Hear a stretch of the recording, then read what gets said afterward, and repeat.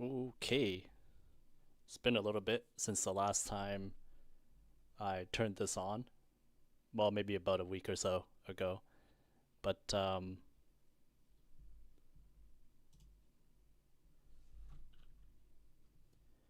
yeah, so I think today what we're gonna do is hello Crown, what's up?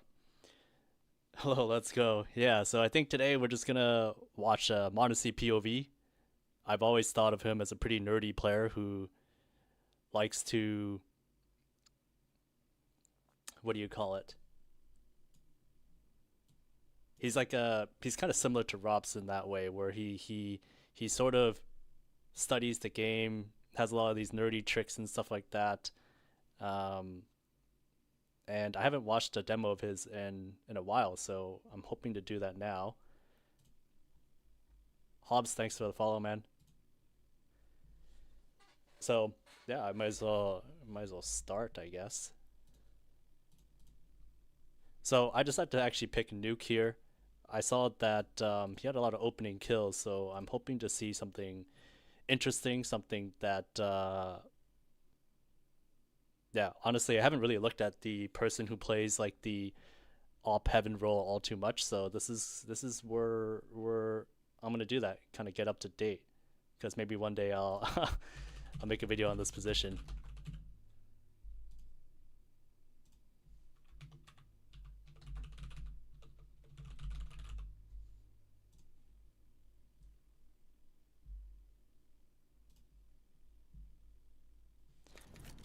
All right, so let's start it. Okay, so pistol round. Nothing too crazy at first. Of course, an MR12 pistol round is a bit more important. I argue though that the second round is even more important. I'm honestly taking off the silencer. I don't really know why players do this exactly. Glack up, what's up, man?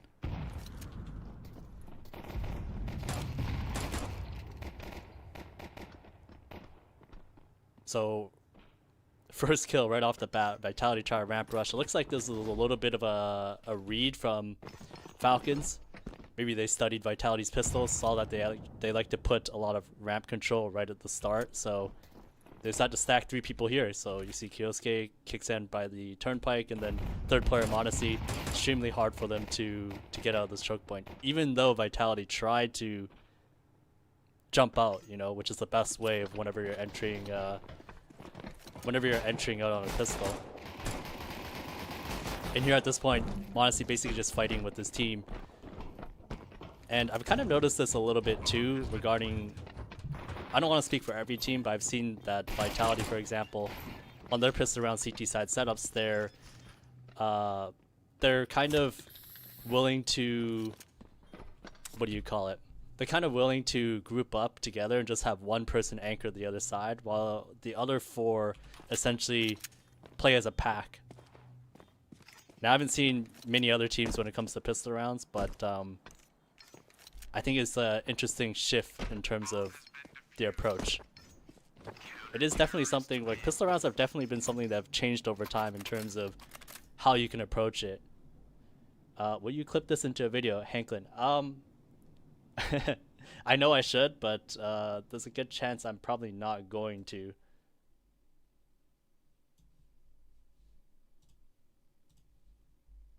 But I'll try my best. Maybe someday in the future.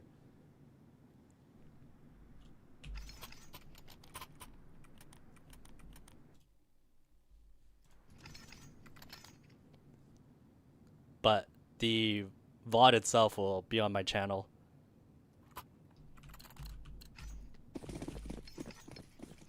Alright, next round. So, the second round, like I say, it's always very important. Vitality have good amount of nades. I think they got the bomb down last round, if I recall. Yes, they did. They did get the bomb down. So, from m0NESY's POV, he knows that there could be at least one rifle in the mix. Smoke goes down towards this crossing outside, the double smokes. Now, once again here, they're pretty well set up. They have a player towards mini. They have Nico that's already towards secret. m0NESY, he just needs to kind of float in between to see where the hit might be coming from. Because sometimes teams like to, they throw outside smokes and then they do upper pop, or they throw outside smokes and then they get ready to hit towards ramp. Whenever you're this heaven player, it's really important to try to guess where the next move is going to be, because you can try to fight the smokes, but there's no guarantee that anybody's actually behind it. Right here, he drops a smoke to Tess's. And this is actually a common thing, at least on CT side nuke, where you want to give as many smokes as you can to the upper players, because they can smoke door as much as possible. So that's a good move. Smokes door, or no, sorry, drops the smoke for Tess's to re-smoke door. Comes back here towards ramp just in case it's a hit. And, you know, they're evenly distributing the defenses right now. 2 players towards ramp, 2 players towards ramp, 2 players towards the outside area. The only area that is weak right now is upper, but because he gave that smoke for Tess's, he knows at least that that door smoke is going to deter them from pushing right away.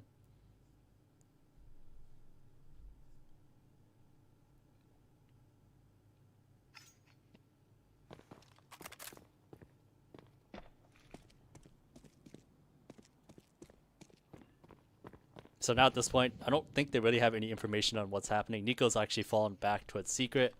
m0NESY, he's just making sure that he scans his very left side as well towards the big garage, just because it's not entirely clear whether they crossed towards secret or went towards big garage. So he kind of has to consider all the possibilities right now. He was taking a deeper angle just to see if somebody crosses towards mini, for example. Right here, this is pretty key that he's watching towards this mini side, just in case it ends up being some sort of wrap, since Apex is throwing nades towards upper right now. Sometimes what teams like to do is they throw upper nades, they have a player come out door, a few people out hut, but there's one person that lurks into mini, so that's what he's trying to stop here right now. But that does not appear to be the case in this round. Finds out that there's plenty of people going down towards secret because Nico dies downstairs. 2v3 situation. So right here, when he comes down here towards this ramp side, if he doesn't find a kill right here, this might be grounds for a potential save. Finds a kill onto ZywOo. Goes into control room. And this is a sneaky detail. I don't know if the cheese broke this window, but I've seen other teams in the past where with this window here, notice that the right window is broken and not the left one. And I know there's some teams out there where when the player goes down towards lower, like the CT player goes down towards lower, what they'll do is they'll actually shoot the right window instead of the left window. And the reason why is because when T's come up here towards the stairs, up towards control, if they see that this window is broken already, like this right one, then they're going to be aware, or they're going to think that somebody's around somewhere. But if they don't, having this left window open creates an avenue that people can kind of rotate through that they're not going to be aware of. So it's kind of a sneaky trick that you can use to essentially, you know, not put the T's on high alert. It's a very small detail, and it sounds really nerdy, but there's a difference between shooting that right window versus the left window. And after getting the skill here, goes back towards control. Tessus is actually here towards this backhaul side. The round's pretty wrapped up. Finds both kills. And yeah, I'd say it was a good kill by m0NESY there to get the sight. Because then as soon as he got that sight kill, there was a way back into the round. Is that his own crosshair? Nah, it's actually my own. So the same one that I use for my videos. So let me just adjust the chat here. Got some new stuff that I'm trying. GIF CS2. I always just shoot the left window. It's the fastest one you can see if you're coming down ramp, but I guess you can trick the T as well. Right window if you're coming down ramp. Yeah, exactly.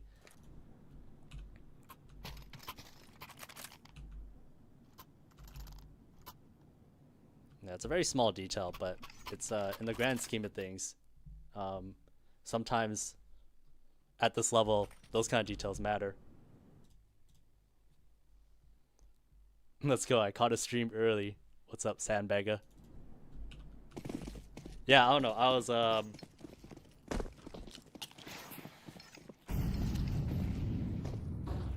had a lot of interest from the Zai Wu one, so I decided to do one of m0NESY. And yeah, just kind of watching the game, just breaking down what I see, more or less. Alright, so this round knows that it's going to be eco since the last round was a bit of a force. Killed some players with head armor and stuff like that.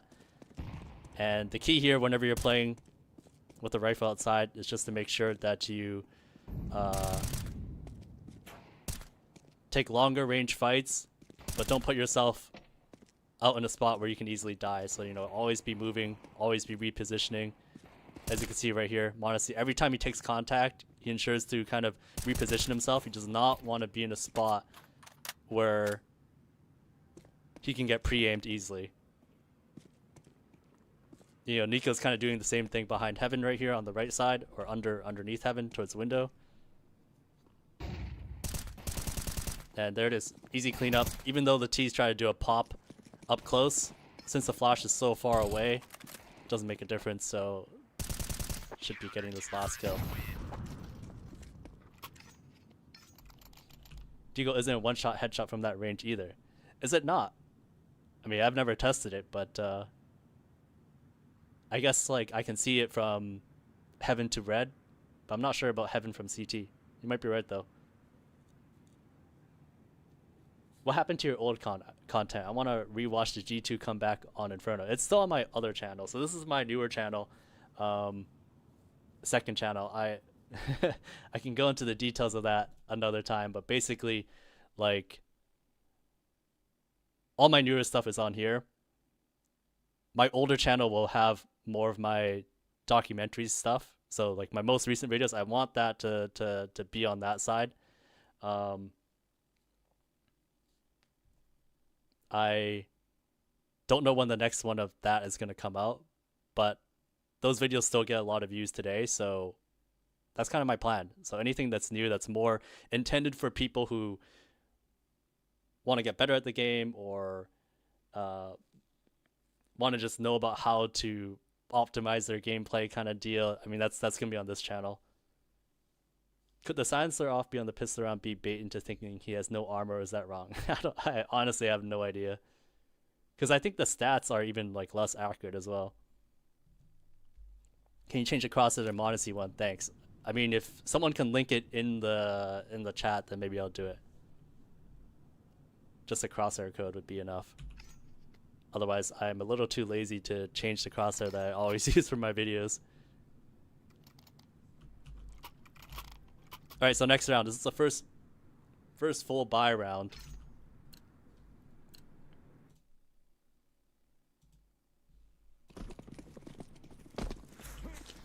First full buy round.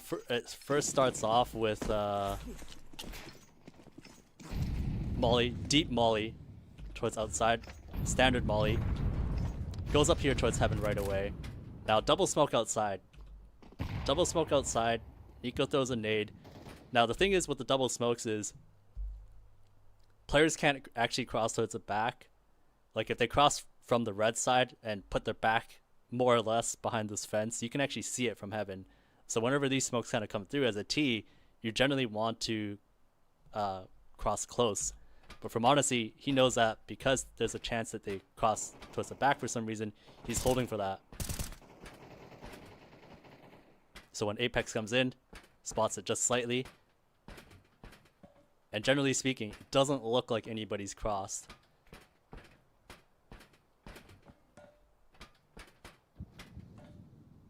And something that's pretty interesting here, just from a micro level, is, you know, m0NESY swinging back and forth. These are pretty wide strafes. He's not holding a static angle. He's going up and down these stairs, which, you know, if a T's going to come up, that's actually pretty annoying to deal with, since the T's going his player model is going diagonally and not strictly horizontally. So it's a pretty clever move, I'd say. Nice wide strafes, making it hard to get pre-aimed. Okay, so another round of smokes here, it looks like. And I'm not sure if that's intentional. That almost looks like a missed one. Maybe it's bait, I don't know. But he ends up finding Apex, who tries to fight from red. Now he re-smokes hut here to help his teammate Tesses. And he's got Kickstand here towards that door side, so essentially m0NESY 4v5 or 5v4. He's just gonna try to get information on outside. He spots 2 players. He dinks one. The other person's low HP, so generally speaking, he's done a good job in this round. Got information, and now they kind of know how the round's gonna pan out. And that's pretty much it. So far what I've seen, what I think is noteworthy about m0NESY is that he moves around a lot, and not even just like on a, you know, position to position type of level, but more so if he's holding a spot, he's not just standing there, and he's not doing micro strafes. He's like really moving around to make sure he gets like the right angles. Okay, I see some crosshair codes here. I wasn't aware that this is the second channel. Both have great content. Thank you. W movement on the stairs. Yeah, his analysis videos are no nonsense, which is really nice. Yeah, I appreciate that. I mean, I think I'd say that for my videos, thanks for the follow, GifCS2.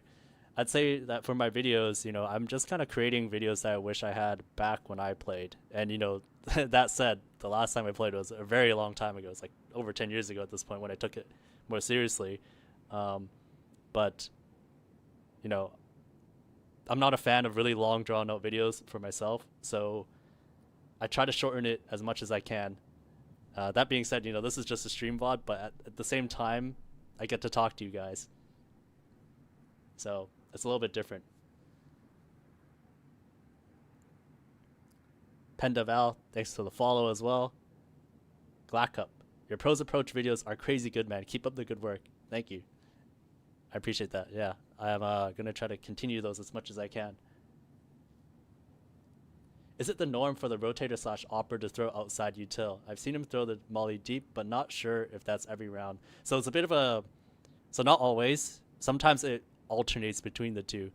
So sometimes your opper might throw that util at the start so that the outside player keeps his util and he plays in a spot like, you know, maybe he crosses towards secret or he goes towards red. And sometimes there are situations where you want your outside player to keep their util. That's when the opper throws it. But otherwise, maybe the opper needs his util to block elsewhere on the map. So maybe that's, for example, he wants to block ramp or he wants to have his nades for the upper player. I can't necessarily say what the system is between every single team, but there are reasons to have either both your outside player or your opper or your heaven rotator throw the util first. So it's a bit of both. All right, next round here. So it's the first time we're going to get to see him with the op.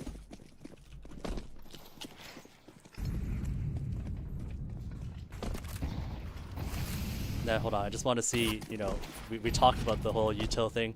So this is an example where, yeah, this is exactly just what Angus has pointed out. So here's an example where m0NESY throws the initial outside molly, but then Nico's using his molly to block this smoke right here. So you can see it on this left side.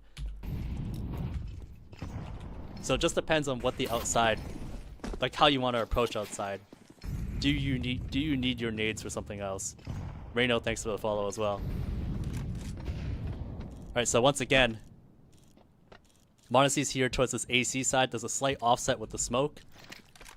And because of that, there's a bit of a gap. There's a bit of a flash for Nico to peek. He actually gets dinked from the guy towards red. That's crazy. And right here, his teammates, or rather his teammate, calls that as a bit of a ramp push. And this is kind of what I was talking about earlier, where sometimes teams will throw outside smokes and then they're going to hit ramp or hit upper. It's never always just people crossing outside. Right here takes a bit of a safe angle because he knows that the timing has already been lost to try to fully peek out. So he just tries to take this shallow angle. Doesn't see anyone just yet. He hears a lot of people up close though. So he's going to fall back, try the wall bang a little bit. Maybe he gets lucky. And this looks like an interesting shift here. Okay, so after they've given up outside, looks like they're actually going to try to push Apex outside because they know he's here somewhere. So they're gonna try to clear out the outside area to give themselves some map control.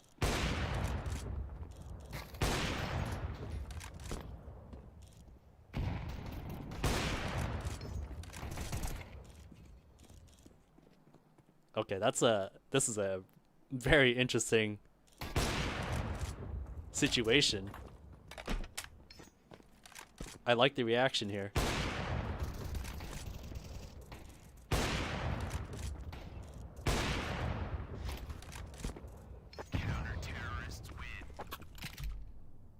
All right, so I thought that was this is very interesting. So, okay, so they lose ramp, right? Nico and m0NESY, they go outside to try to fight this one person outside to try to clear out map control. At the same time, you can even see that Kyosuke, after leaving ramp, he doesn't bother to hold lower. He actually goes all the way up towards secret to fight. And at the same time, Kicksan, who rotates from door, he goes down here towards lower, spots towards lower. The three of these players actually go and fight this guy outside so they can guarantee map control. It is a bit of a messy situation because the T's actually also decide to push out towards that hell side. But I really like the proactiveness here. I like how Falcons decided that, you know, after giving up ramp, we're not just going to sit in default positions. We're going to try to clear out outside, get that one guy that we know was there, and then play the round from there. And they still have people who are covering the other spots. Like Kicksan was towards lower, and then Tessa's was still towards upper, probably watching heaven. So, pretty interesting. And m0NESY has an opera, of course, creating a lot of distance as much as he can. And the thing is that I like how proactive he was, and when they made the decision to go clear outside, it puts him in really long-range fights towards the hell position, because sometimes operas just like to play behind this box or something like that, but you can get overwhelmed and swarmed from there. But if you go all the way back here as early as he did, that doesn't really become a possibility.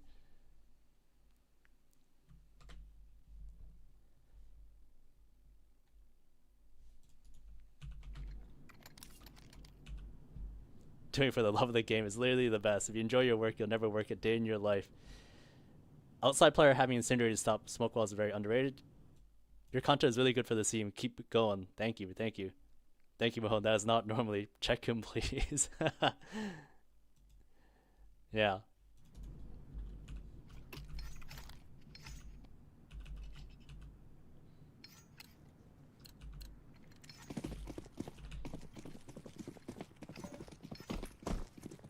Alright, so first thing that we see here is m0NESY. He actually drops an HE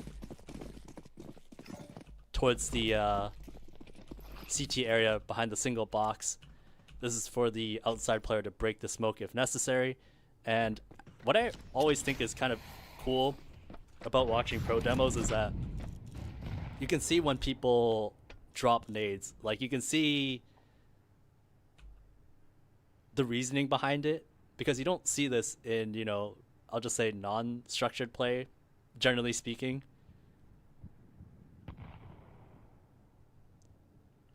So he's going to post up at ramp here. This is one of many spots that you should use as an opper. When you op on CT side, there's a number of places that you can stand from. So, you know, one of them is back here towards ramp. The other one's aggressive towards red. Sometimes you can go towards door, maybe even towards hut. There's a lot of flexibility you have. And what that does is it allows your team to kind of stack towards the other side a lot of the time. Now this round here, it looks like their team just got cleared upper. They're coming down lower. This looks like a very difficult situation to try to retake from. And yeah, it looks like it's just going to be a save. The thing is that if you don't get that initial shot when you come towards lower, if you don't get that initial shot, this one here, where people are coming out through the door or wherever it is in sight, it's hard to kind of push past the utility at that point. Now there are ways, of course, you can bounce the smoke off the wall and then try to like creep through, but with an op, that's a lot harder to do. And I think, you know, if m0NESY were to try to get back into this round, the key thing would be that Nico finds the kill here. So That kill does not happen, so this is an auto save.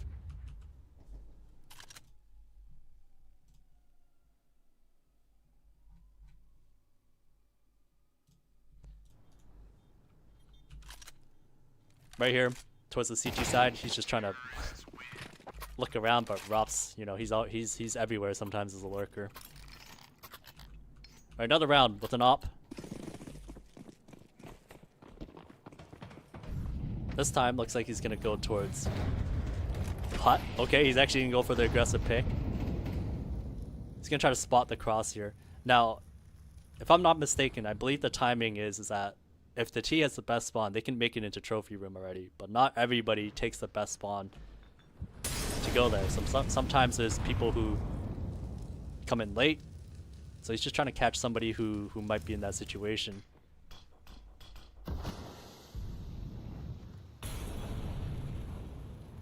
And he's willing to hold this for as long as need be because he has Tess's here holding the door side. I mean, not that he could really die from door, but, you know, he's got somebody to spot the other side in case it's an upper pop of some sort.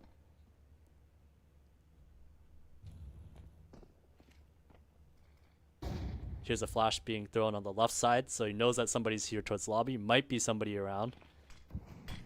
So he's willing to stick around for even longer. Finds that first kill, he dips. Now the question is, where does he go next? Kang Beats, thanks for the follow, dude. Now he's going to try to spot towards the outside cross. Now the question is, did they even throw outside smokes? I'm guessing that they must have in some sort of way. Or maybe they didn't. Okay, no, they definitely did. So after he comes here towards this mini side, maybe he's going to catch a late lurk that crosses towards secret. Re-smoke door, helping his teammates out. Going to try to blow it open just in case somebody lurked through.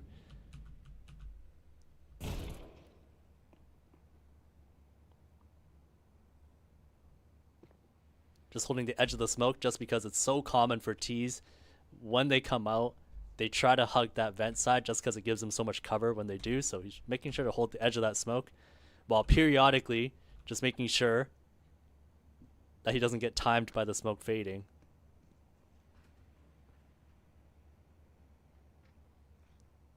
And you know, 5v2 right now with 18 seconds left. Doesn't seem like Vitality's going to go for it. He's still in a good spot though, even if they go for a late door hit or late hut hit. He's going to at least get one.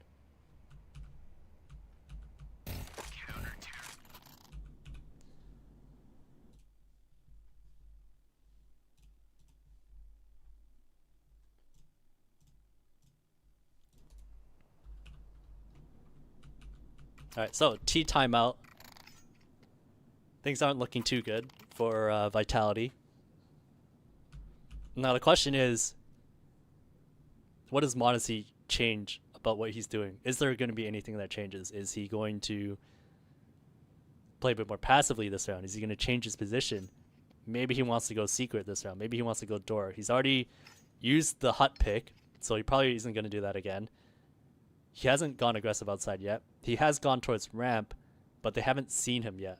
So that's the big question. If he hasn't been seen yet, he can use that spot again.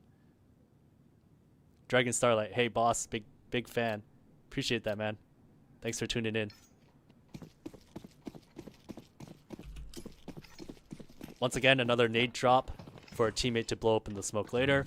This time, looks like he's gonna go for that ramp pick just because he hasn't been seen. Actually, he's not gonna go for the ramp pick. He's gonna go down towards secret. He does throw that smoke towards ramp to just block, so that the T's don't just immediately go, don't immediately just push pass. Then now, nice pick onto the player towards that marshmallow area. Now just jiggling just slightly, like not really jiggling, but he's just trying to spot, but in a way where you can't necessarily die. Sees that Zywoo's head is there towards the red side, throws a molly, now going to reposition.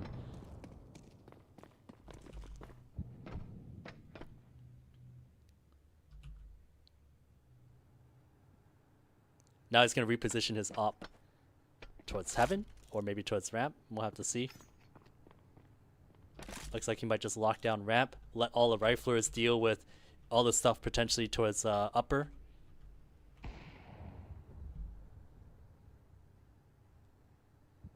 And in a 5v3 situation, I think this is a good move, because even if they decide to come towards ramp, he at least gets one from this angle.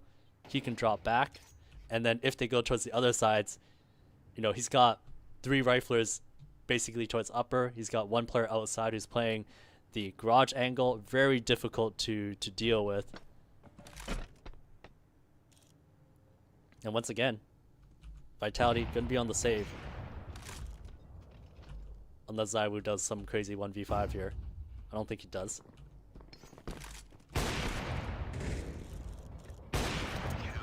Overall, pretty good round by m0NESY here.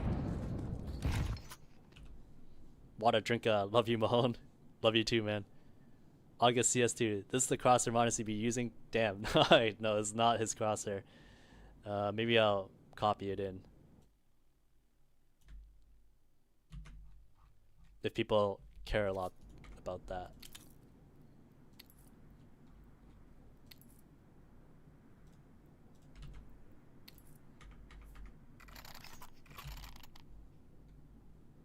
Although, I guess I could have just used that command to show player crosshairs to see exactly what he used in this particular game.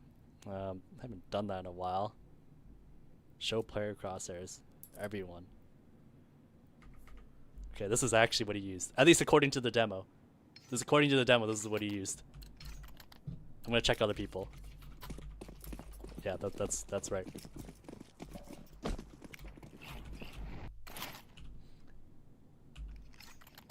Pranet, your videos on how to play positions are amazing, bro. Thank you, thank you. Any spot that you'd like to see? Or actually, just in general, for people who are watching right now, what spots would you want to see next? I know the most recent video I did on Overpass, in the comments, a lot of people said, you know, being the mid B player on Dust 2, they'd like to see that just because it seems kind of hard, which I totally get. So I just kind of want to get a feeling of what you guys think, the people that are in this chat right now.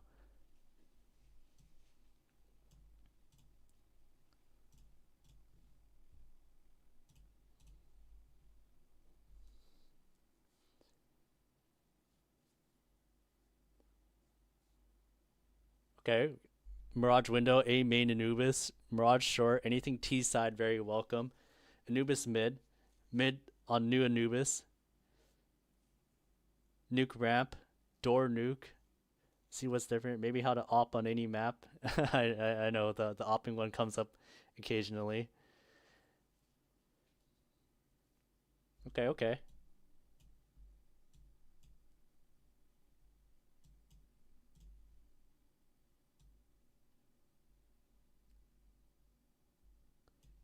Teach people how to play the spawns on Dust 2, please. So many rules. So just the basics. Alto Nikki, thanks for the follow, dude. Dust 2 mid would be good, or A. Dust would be sick, actually. T-side lurk on lobby. Yeah, that's a good one. I remember I made one for CSGO there before.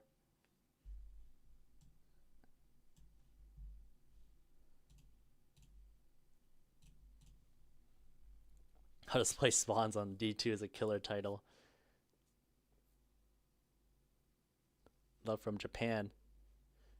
That's crazy.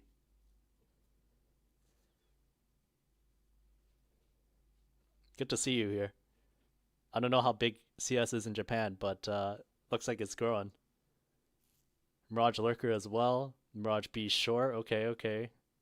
How to play Cash. If Cash comes back, like, you know, if it truly comes back, I'd love to have some videos on Cash. Love from Iceland. Nobody cares. 187. Appreciate that, man.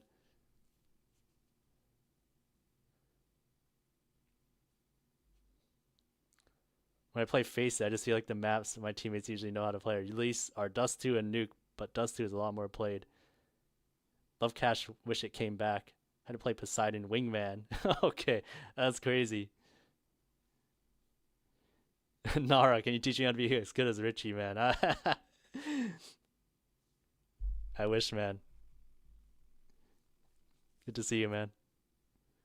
Comes back April 22nd on Face It. I thought you already did Mirage Short with ESL. Yeah, I did it with Blast. It was a shorter video, though. You know, time constraint with only 3 minutes. But if I made one on my own channel, it'd definitely be way longer. Hello, friend, Saint Walrus. Hello, friend. Good to see you. Hope you're having a good week and have a good stream. Thank you. Thank you. Thanks for dropping by. Cave on Ancient. I've already done one on CT side. How pros take long on Dust. Yeah, that's a popular answer as well. Can you bring back the old style of analyzing pro teams? What do you mean by that? What do you mean by the old style? I'm curious what you mean by that.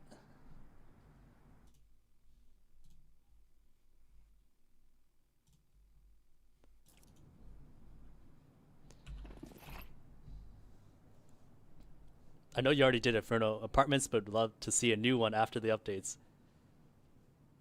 Yeah, things are slightly different. You know, of course, with Graveyard and the balconies different and stuff like that too. But I will say it's probably unlikely for me to make a new one. At least not anytime soon. I want to cover more spots before I get to that again. I'd love a B anchor video for Ancient. Have you done one on Nuke Mini? Not yet. Not yet. It's a good one though. It's pretty small. Only 10 teams playing competitively.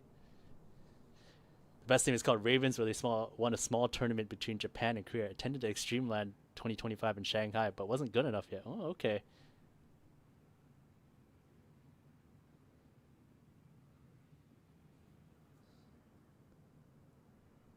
The stuff you have on your other channel, how Imperial was so good at the major type of stuff. Ah, okay, okay. The only thing I disliked about making those kind of videos, though, is just that, at least from my perspective, was that I always felt like I was on a timeline to make those. Like, I had to make them fast while it was still relevant. Could also do a video on the meta shift in D2 from CSGO to CS2. Feel a lot of old heads are stuck in their ways. Yeah, that's yeah, I mean, that'll probably go on m0NESY. Like, if I do another evolution/history video, which I plan to do, I just don't know when. But definitely, like, there's a lot of things that have changed over the years.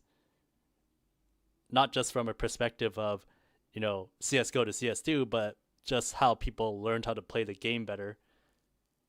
Your reaction to Falcons beating Vitality pretty convincingly. Are you surprised or not? Honestly, I haven't watched the game, which is part of the reason why I'm watching this right now too. But I guess I'm not surprised because it feels like they have what do you call it?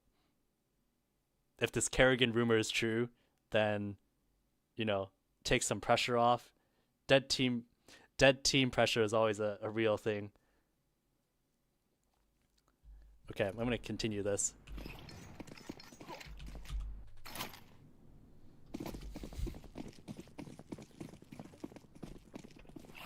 Alright, so this time Nico throws the mollies outside. m0NESY drops all his nades to him basically. Outside smokes come in. Nade to blow it open. Doesn't see anybody. Now the dangerous thing here, and it's about to happen, is with the smokes, is that they don't rise high enough, so you're actually exposed to a player on top of T-Red, and I've seen more teams do this. So it's always a little bit dangerous. Spots a player up top towards Mini. He's in a bit of a tough spot now, so he's just trying to throw a smoke, find any kind of opening. He gets taken down though, and this is probably the one time they've actually slipped up a little bit. m0NESY kind of overstayed his welcome a little bit, but you know, he still wants to at least get a kill before he drops, so it's not a bad thing. But this is definitely one of those rounds where, you know, based on what has happened outside, this definitely felt way more of a heavy outside, so m0NESY just wasn't able to kind of reposition himself to account for that yet.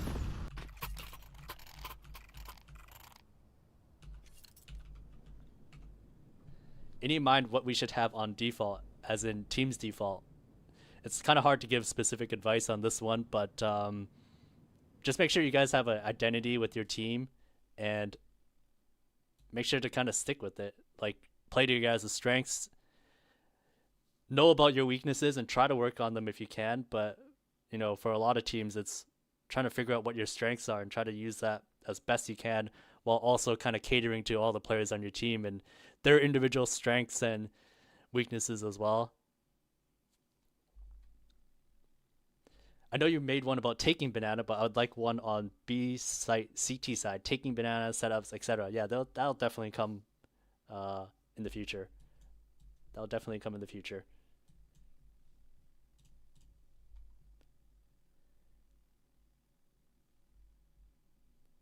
Can't believe that didn't hit legit in between his legs, I think. How do you feel about Kerrigan to Falcons? I don't know. I think my default response feels like there'd be a honeymoon period, and maybe maybe that's enough for them to get a good result at the major, or maybe even win it. I don't know.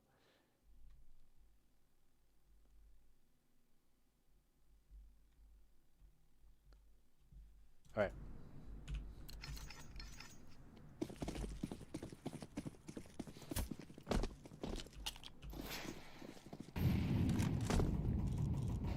So once again, kind of similar setup. Molly deep outside. And I think something to note, I don't know if Vitality do it here with their smoke, but there are times where when you throw this deep molly, the default smoke that T's use to kind of cut off the cross will extinguish yours. That will sometimes happen. I don't know if you can hear it from that far, especially with all the other utility that kind of comes through, but it's something to be aware of, just because if this molly is extinguished, it means that T's have a bit more room to kind of play behind this box. m0NESY's molly landed a little bit deeper here, but if you have the molly that lands slightly more shallow and it gets extinguished, you just have to be aware that, you know, people can kind of come up towards this left side and challenge you.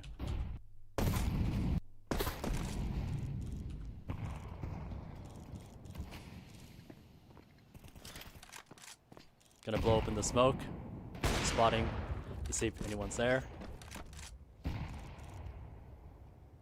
Spotted a player's gun. Small little detail here, very, very subtle, but you know, ensures to hit his head on top of the roof as he crosses back towards that towards the right side, just to make his model harder to hit in case somebody's holding him. Ends up finding the kill, falls back. Schneller Bush, hope I pronounced that right. Appreciate the follow, man. And now at this point, 5v2, m0NESY with the op. He's just trying to catch people outside, very small angle. Hard for them to do something about this.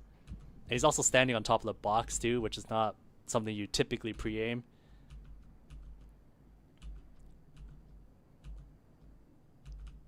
And once again, it looks like Vitality probably going to save here since there's no moves being made.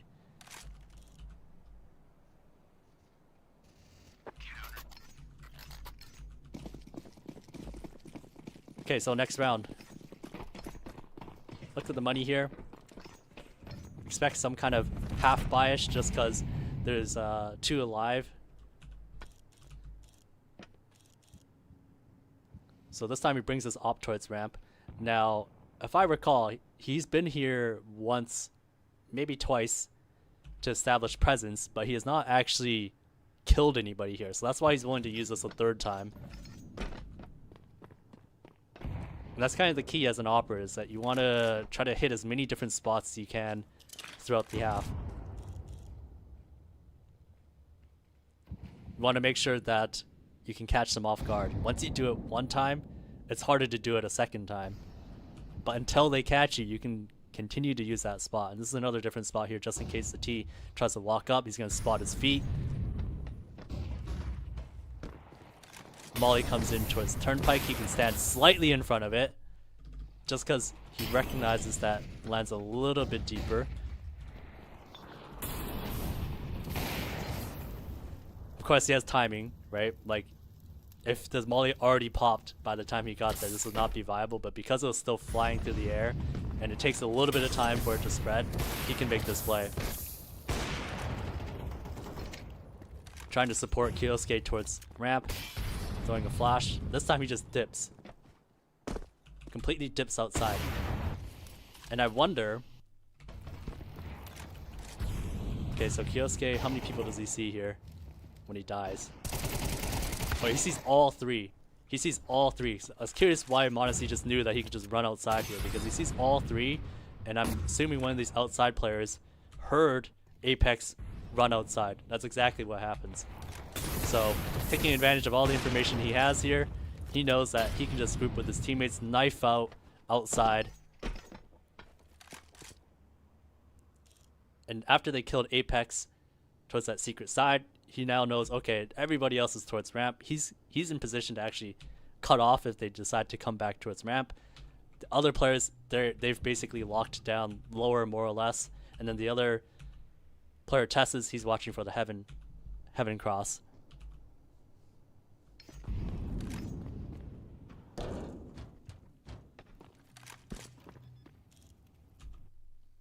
And unfortunately, it seems like his teammates actually died somehow towards control room.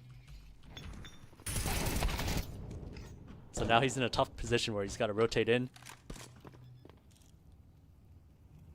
Now here's the plant going down on the left side. Question is, how do they approach this? Because his teammate has also followed him.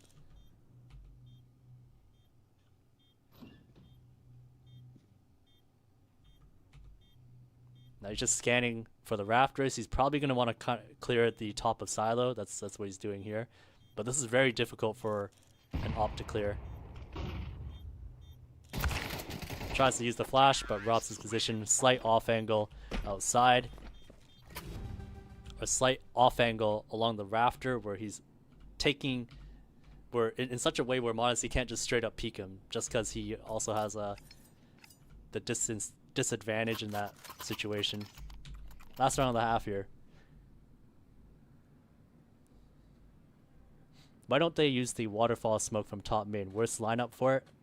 Well, part of it is also just that when you use the waterfall one, you have to use 3 instead of just 2.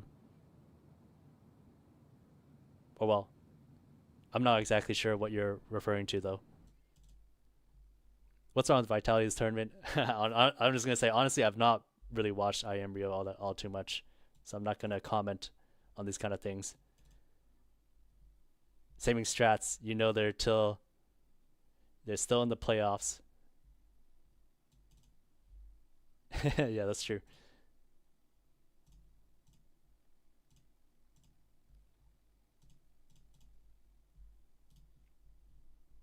Totally mediocre. Thanks for the follow, dude. Appreciate that.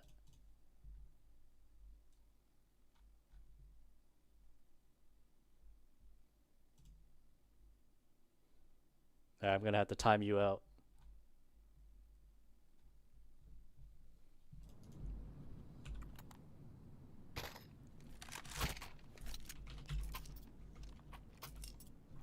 Actually, not even a timeout.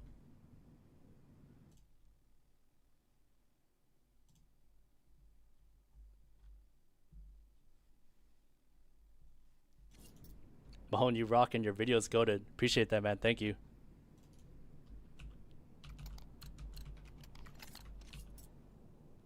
m0NESY is my favorite opper. Yeah, m0NESY is a great opper. He's he pays a lot of attention to the details, which is what I think makes him so interesting to watch. So this round here, he's got a good spawn, or rather the best spawn, to go for a mini pick. Now that being said, when he goes here towards this door, a T can actually be right in his face essentially. Well, not in his face, but like really close to the door. He's able to get this first angle, and this is a great op pick to use, generally speaking, just because you can lock down such a deep angle towards lobby, and especially if you do it really, really early, it's some of the teams might get caught off guard. So he's going to rotate here towards the turnpike, towards ramp. And I think that's because Kyosuke left ramp, so he's going to pick it up. And he's going to try to play a closer angle this time. Every other time, he's mostly been shooting from that turnpike area, but he hasn't taken any of these deep angles, even though he's been there so many times. Viv Max, thanks for the sub, dude. Good to see you again.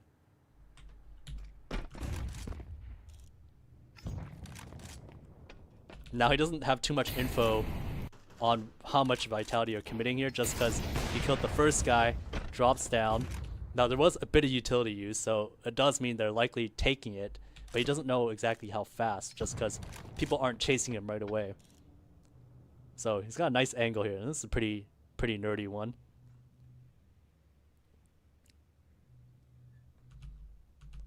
Now the rest of his team is reacting elsewhere, though. You can see Kyosuke is pushing outside. Kickstand's actually going to push through the lower side. And all m0NESY needs to do here is just kind of hold. Now he is taking a slight risk. I don't know if there's any other teammates that are around him here. He is taking a slight risk that there's a chance that somebody drops down here, but maybe you can see the shadow or something. I don't know. Maybe there's something to that angle. I'll have to test it in the server.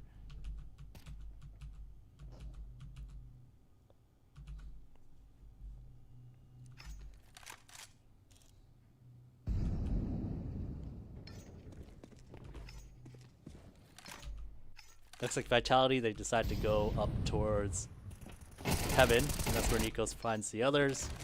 And m0NESY, here's this last player planting the bomb. 9-3 half. So overall, pretty solid half. I like how active he was in general, just with the op. You know, not even just at the start of the round, because he was, but he also knew how to move himself in the middle of the round. And it sounds easier than done, and it almost sounds trivial at this point. But making sure to move yourself in the right spot at the right time is kind of the key, I'd say.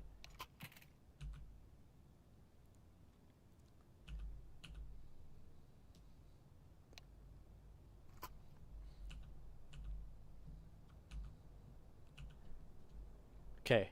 I love how you keep your videos as short as possible, just straight info. It's great. Thank you. Yeah, I mean, just to elaborate on that, yeah, the main reason why is just because back when I used to compete a long time ago at this point, more than 10 years ago, you know, videos weren't as, the right kind of videos didn't exist. So in a lot of ways, I'm kind of just making these videos for my past self, and I'm glad that they resonate a lot with other people too.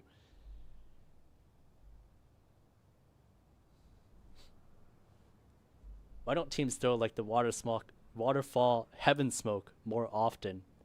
The waterfall heaven smoke. Which one do you mean? Which waterfall heaven smoke? It's because he doesn't want to get caught crossing that deep angle because T's can already be scaled up, right? I think you were referring to me talking about the door side, or which one? Or was it towards the ramp? So I didn't check this sooner.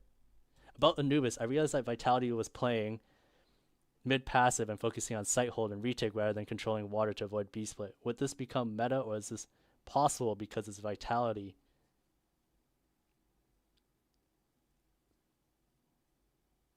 I don't know, that's a good question. It's a good question. I still think like retaking on either map, it can be a little hard because like you can't just fully give up the sites. You still have to get a few kills.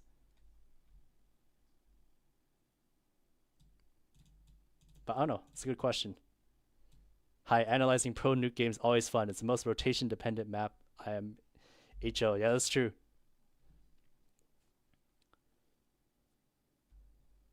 I really like watching nuke as well, just because there's all these small details with sound, as we saw with the ROPS one before, and also just like how teams like to approach their rotations, because there's like this more standard way, but then I feel like there's teams, for example, this demo that we watched, where there's more ways to counteract what the T's are doing. Like you can push other sides of the map, and they always feel risky, but then when you see the whole team do it, it looks like it makes a lot of sense.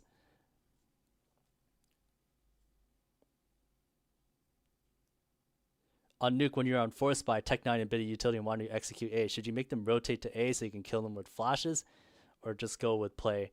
So when you're on a Force by, a really common tactic to use is you either try to drop vent right away, or you try to do the A door pop with the right flashes. So the right flashes being the ones that pop here towards site. You can throw them from the door, and then you also have a person throw flashes from lobby that land right about here, and you have somebody bounce a flash like this with their back turned as well. I'd say like that's kind of the best option. Ramp is a little tough just because it's such a narrow choke point, and all it takes is one person to be in a pretty good spot to maybe get one or two, and then the rotation to come through. Going outside is quite difficult just because you have to buy some smokes, you have to get down towards lower, and I'd say the toughest part about going towards secret outside is just crossing this part here. If you can cross this part, it's a lot easier because once you get down to secret, then you have some options in terms of how you can, jump across angles or use your remaining smokes or mollies to then, smoke off lower left and right side. I feel like I'm being a little bit too complicated about this, but that's just a quick overview.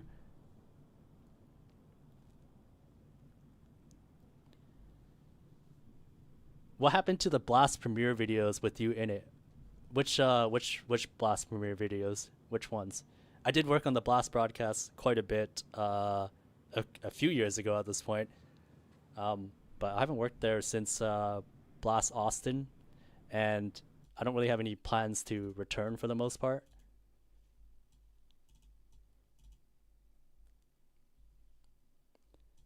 I gotta take a look at that smoke. Waterfalls into the doorway. Oh, okay. I know which one you're talking about now. Okay, so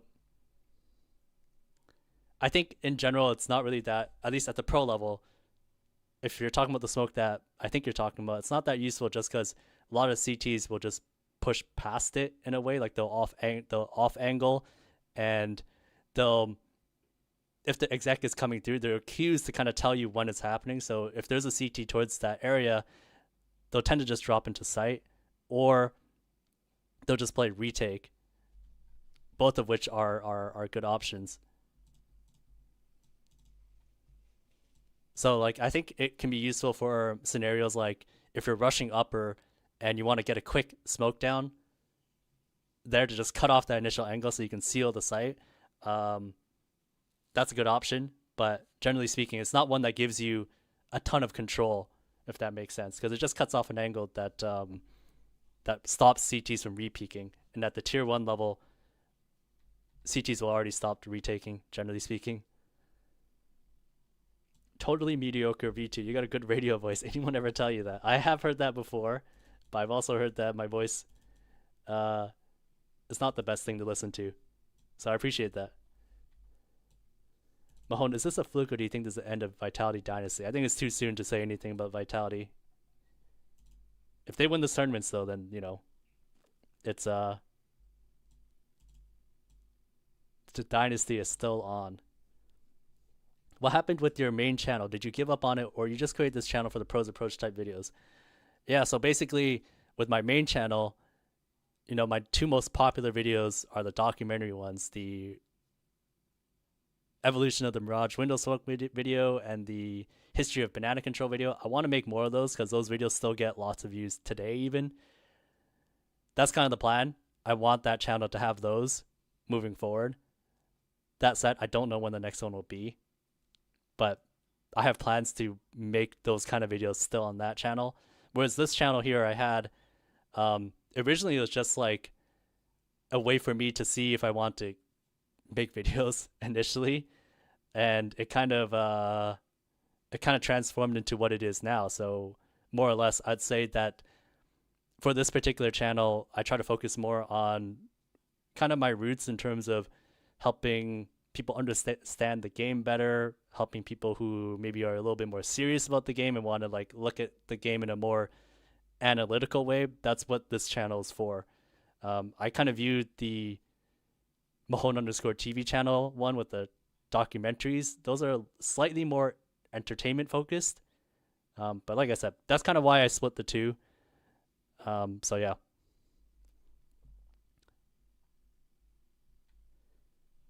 Just saw your overpass video. Pretty cool guide. Thank you, man.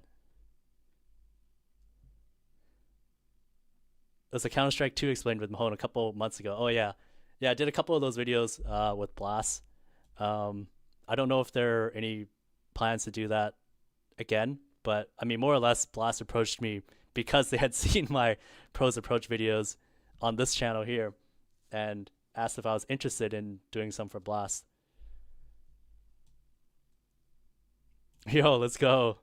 Mahone, happy to see you flourishing in CS. I find myself watching your breakdowns for the love of the game. What's up, Nate? Long time no see. Good to see you around, man.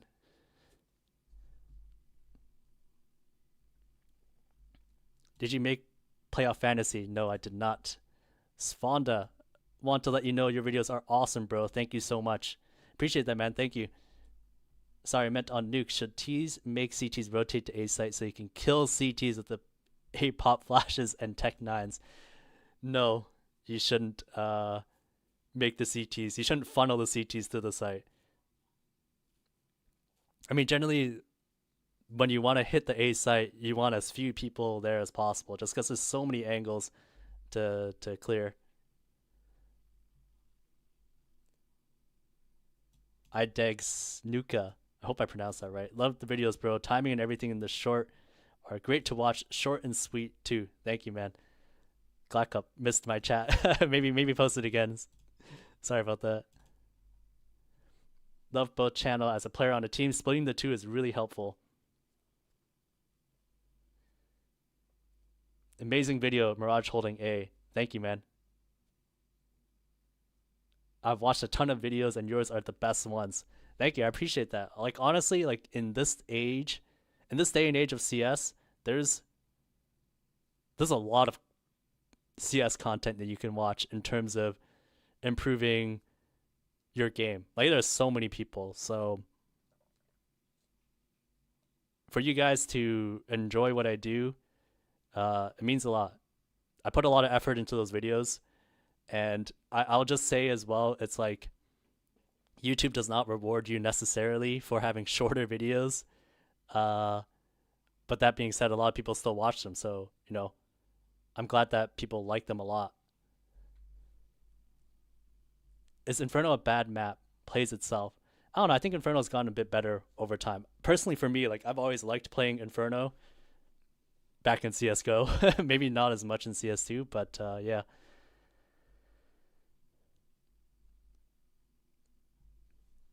Sando Patro, man, your videos helped me a lot with timings and defaults in my games. Your videos are a gold mine. Thank you, man. Yeah, a lot of people have also mentioned that the timings have been very helpful, which is kind of cool because I feel like timings is something that's kind of fundamental to the game, but it's hard to test. You know, you kind of have to test it, and it's not the easiest thing to do by yourself.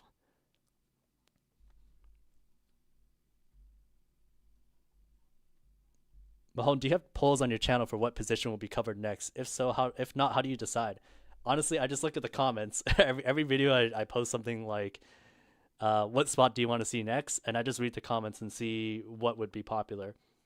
I just see what you guys would do, and then after that, I kind of consider myself how interested I am in doing it too. So it's a little bit of both. Guy, we gotta stop asking questions. We watch the next round. We'll get there. We'll get there. Yeah, I was talking with the m0NESY ramp deep angle where m0NESY did not go into that angle late round when Kiosuke had already left it because T's get already pushed up. Yeah, that's right. Yeah, that's right. Yeah. I think it is exactly because of that. Because since it was mid round, you don't know if the T has already pushed up on the left side, and you don't know how close they are. Are they still in trophy room? Are they still in the action? Like, are they inside that very close to the entrance? And if you put yourself there, then you don't really know whether the T is coming from the right side or the left. Like they could come from both sides, and you don't really want to put yourself there as an opper. Yeah, you're definitely right about that. The way you present information is very digestible, IMO. Very easy to understand. Thank you. I spent a lot of time on the scripting to make sure that's the case. Your pros approach videos have changed my game hard. Literally one video completely revamps the way I play, and it works so well. Dude, I love hearing that. Honestly, I love hearing that. Thank you for sharing that. What's your favorite map? I don't know. It's good. It's a good question. I don't know. I'd say. Yeah, I don't know. It's hard to say. I think I like Inferno. I liked Inferno a lot back in CS:GO. Not as much in CS2. I'm transitioning from another attack shooter to CS2, and the videos really helped me get that utility gap I had in my gameplay. Thanks, Go. Appreciate that, man. Thank you.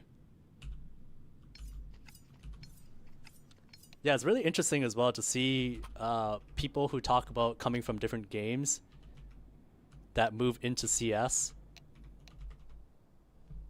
Because, you know, there are definitely some, what do you call it? There is some overlap.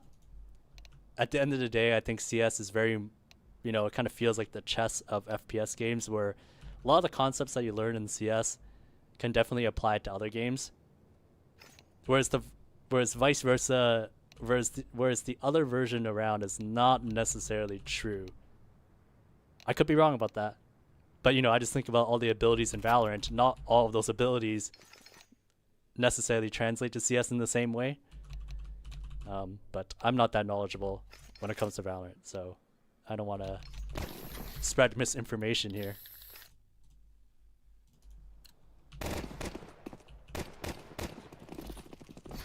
Alright, so 9-3.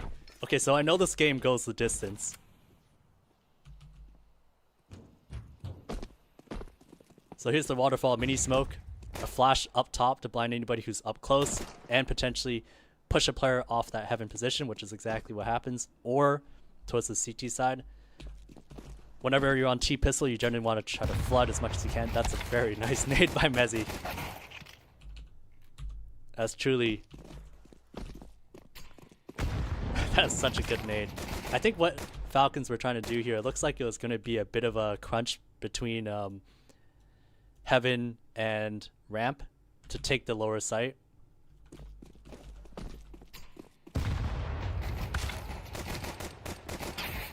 And technically they didn't necessarily have to fight that person, but if somebody presents you an option, you want to take it.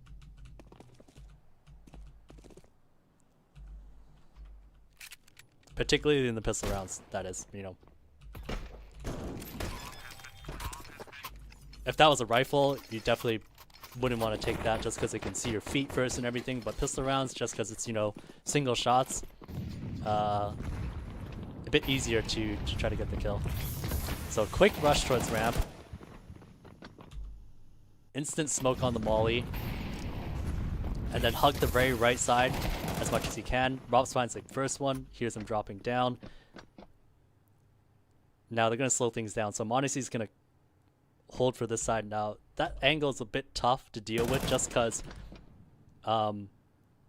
if there's someone playing here towards hell, they're going to be able to see you. And at the same time, there are some players that play an off angle right about here. You can't quite see my cursor. Oh no, sorry, not there. Right about here. So that's kind of why m0NESY's kind of juggling the two angles at the same time, and why he's crouching. Because you never know which one he's actually in. Jock GG, thanks for the follow, dude. And this almost feels like a bit of a counter from Vitality. Just the fact that they have two people here towards this ramp side early, and then when they drop down, they have this setup. Not to say that the setup is the anti, but just more so the fact they had two people towards ramp. Okay, next round, basic eco round it looks like.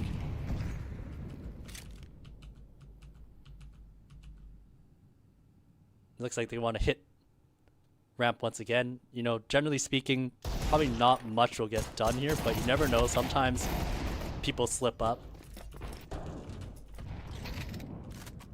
And they've managed to make this a 2-on-3. Ouch, that nade. Does True View in demos work as expected? And is it worth it? Honestly, I haven't compared the POVs to see if that's really the case. I'm not too sure. If somebody has more experience, feel free to speak up. I'd love to know as well. Yeah, he clears that soul fly angle just below the red box on ramp.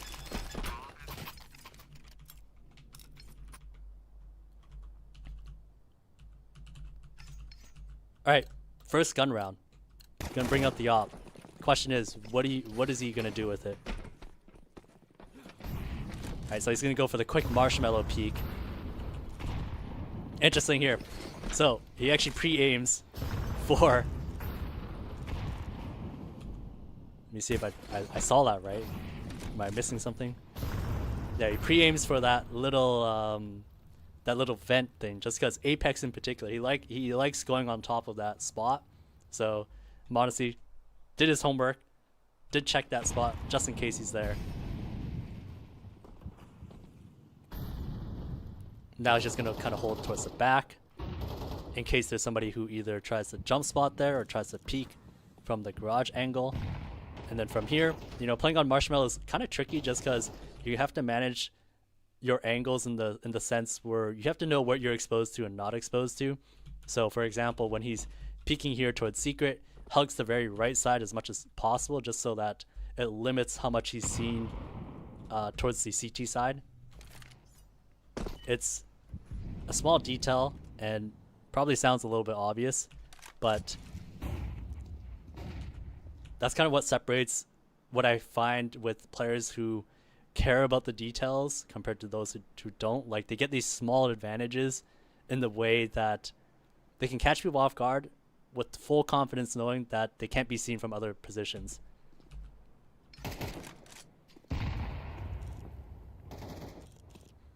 So here at this point, he's just spotting on top of CT red, because sometimes CTs like to kind of off angle on top of red, so he just scope up, ensuring that if someone does peek, he's able to catch them.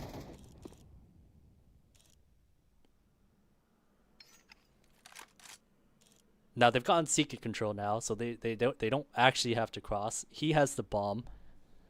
The question is, what do they try to do here? It's a 5v3. They got a kill outside.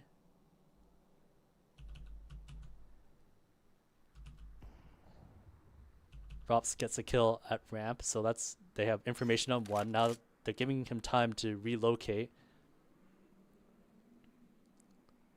And now this is always a tricky angle to clear just because CTs, they can be in this right side or they can be deep. You don't know which one.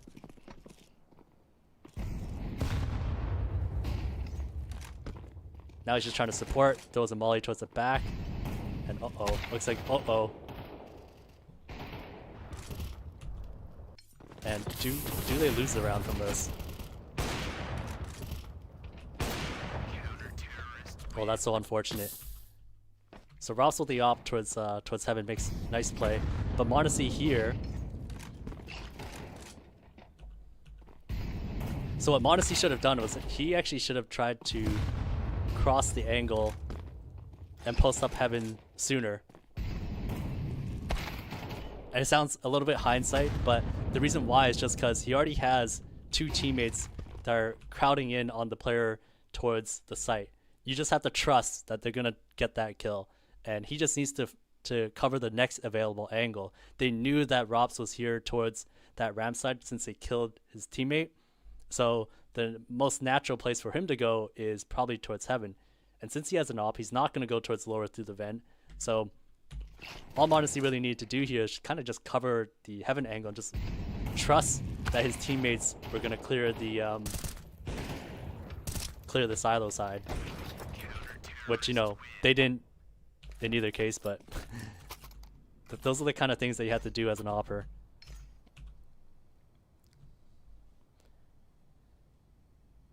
this round. When's the right time to go onto Marshmallow? I can't really get my enemy off guard. There's two approaches. You either go fast right away, where you're trying to catch the CTs as they're still setting up by throwing nades or whatever. Because generally speaking, the CTs will beat you to that angle, but they might be juggling other things at the same time. So that's the first way. You either just go very early, and the second one is you work the edges of Marshmallow and just kind of react, just try to hold angles for your teammates. So maybe your teammates are crossing towards that outside area. You want to make sure you're in a spot where if the CTs try to aggress them in any kind of way, you have the angle to catch them. It's kind of hard to show you a visual example, but those are kind of the two main ideas. Hey Mahone, I'm sure someone's asked already, but will this VOD be up after? I would love to check out the full thing. Yes, it will be up on my channel, the full thing. What would you say is better for improving, watching pro matches or watching pro pugs? Okay, so I've seen this question, or I've seen people talk about this where, they think watching pro matches is a complete waste of time because there's all this anti-stratting that happens. While yes, there's a lot of anti-stratting that happens, there's still a lot of routines that players kind of fall into. They still do the same stuff they generally do in pugs. The only thing is that there's a lot more team play mixed into it, and there's more decision making that's made that you wouldn't make in a normal pug, just because you actually have more information on your opponent due to the anti-stratting. That being said, there's still a lot of things that you can do, simple little jump spots, or the way somebody holds angles, or the way they rotate from one side to another. What are they clearing when they do that? Those are all things that you can still pick up from a pro demo. In terms of watching a pug though, pugs are a little bit more, if you want to know how to play more individually. Like I'd say you'd probably find more gimmicks, like gimmicks that you can do yourself in pugs. And I'd say the main value is more so like, I'd say if you play on a team, you should probably lean more towards watching pro matches. And if you play just solo queue only yourself, you should probably watch pugs. That being said, I wouldn't disregard one versus the other. I think a mix of two is probably the best. And I think as well, when you watch pro demos, there's a lot more discipline involved with them just because the stakes are higher. Whereas if you watch somebody pug, they may not really care that much about the actual result. So that's something to keep in mind too. Like if it's a post-plant situation, in a pro match, the players are trying to play the best they can to win the round. Whereas in pugs, somebody might just be playing to just try to get the kill. They're not 100% playing for the win, if that makes sense.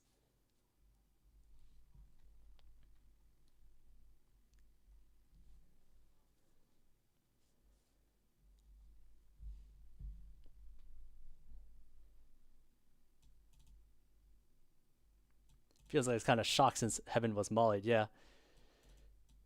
But still, it's a better angle to just have the op post up on it. And yeah, sometimes, especially in plays like, or especially in situations like that, that's kind of the only move Rops would have. Should you watch tier 2 demos? Depends on what you're trying to get out of it. I think tier 2 demos, there's definitely a lot more innovation that happens there. Just because the people in that area are trying to get the edge, Laughing Joker, Wolf, it isn't my favorite CS content creator.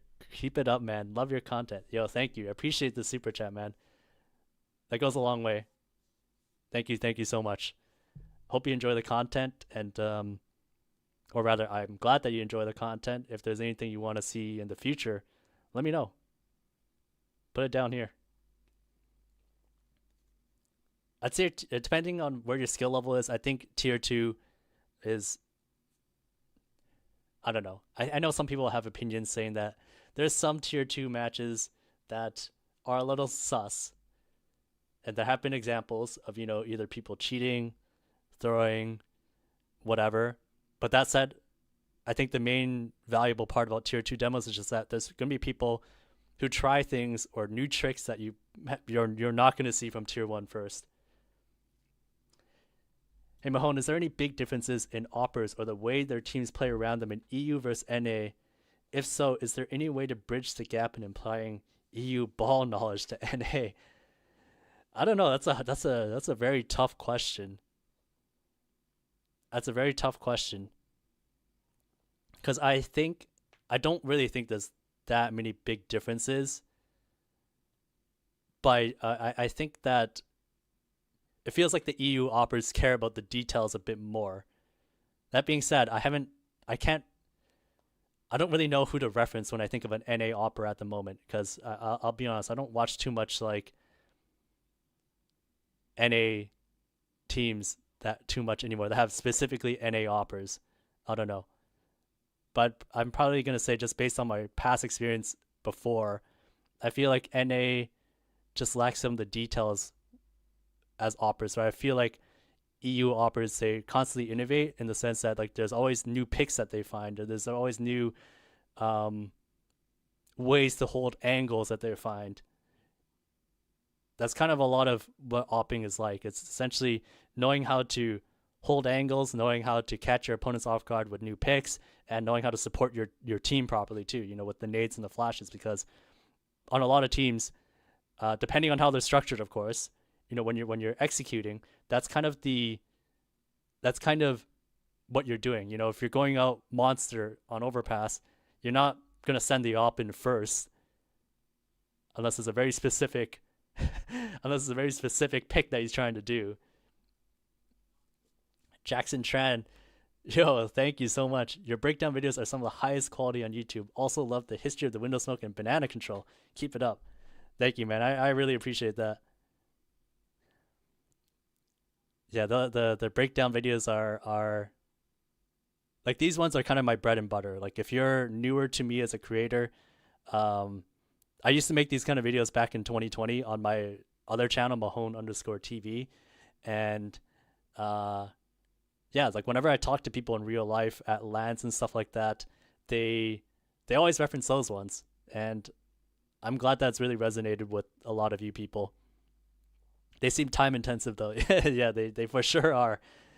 There's a lot of effort that goes into kind of first the research, and then um, making the video flow well, making sure that's, you know, only about six ish minutes because I don't want the video to be too long, and just making sure that, you know, if you're somebody who's already pretty experienced at CS and you just want to know like the best way to play the spot, you can get all that information in six to 7 minutes. That's kind of my goal.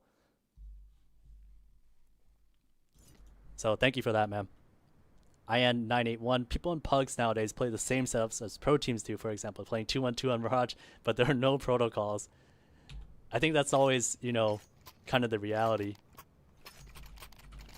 That's kind of the reality of pugs. There are no protocols unless, you know, you're in a very high skilled one where essentially teams kind of, the players already kind of know the default reactions and what they should do and stuff like that. So what's up, guys? What up, Solsa9?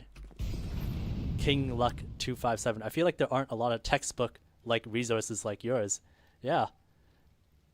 I mean, actually, I'll say back when I played, which is 10 years ago, that was definitely true. But I think now there's a lot of creators that have stuff that you can watch. Like if you really go and try to look for it, there are definitely a lot of creators that have things that will find.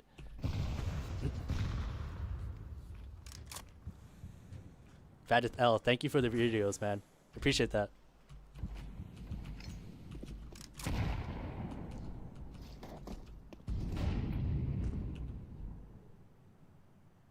What's up, Mahone? Have you grown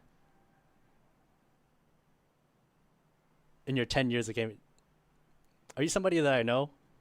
Still 5'2". I'm not 5'2".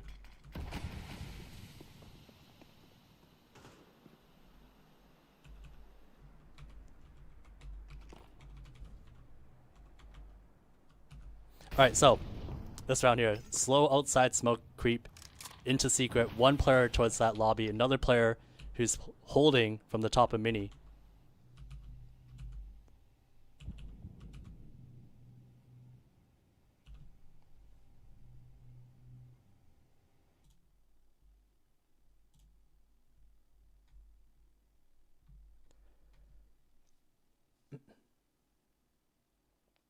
Alright, I'm just gonna ban that guy. I feel like going against Brazilian CS is so hard. What is special about their CS? They're just really aggressive all the time, I feel like. I don't know if that's necessarily true, but it feels like the way they kind of... I'll get back to you on that. I want to watch this round. I can't juggle the two at the same time.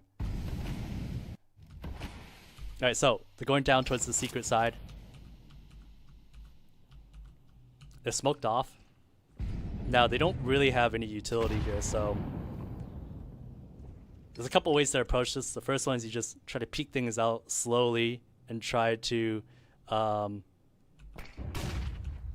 you peek things out slowly and you try to catch them and then just trade. Or you do this boost that they're about to do right now and try to catch the player from an elevated position. Doesn't work out this time, but you know, that's kind of the idea whenever you go towards secret. Because there aren't any flashes that you can throw. Not that they have any. There's only one Molotov that you can use towards the stairs side. So a lot of it does kind of come down to making sure you peek well and you trade. Or you use that boost and try to catch them off guard.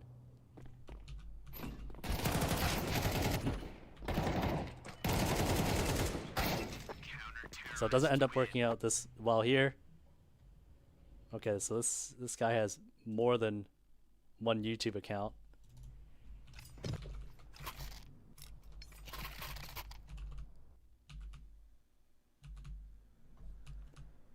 Alright.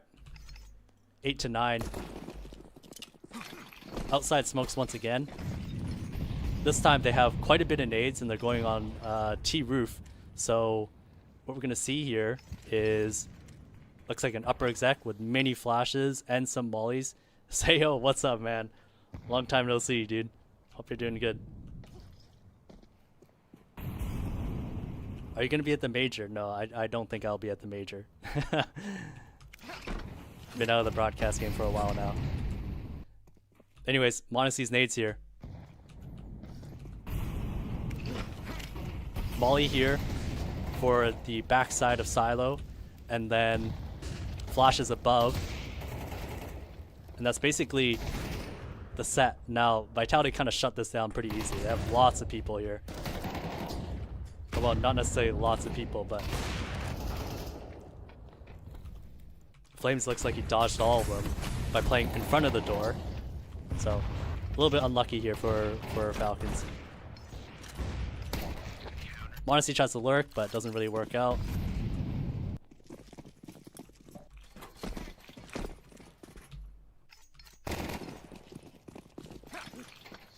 Alright, outside smokes again. Now we're gonna see, this time they're gonna work towards it. How does Nico even die there? I feel like I'm getting carried away. I'm just gonna continue to watch m0NESY's POV here. m0NESY enjoying the moment. Yeah, just getting blinded completely.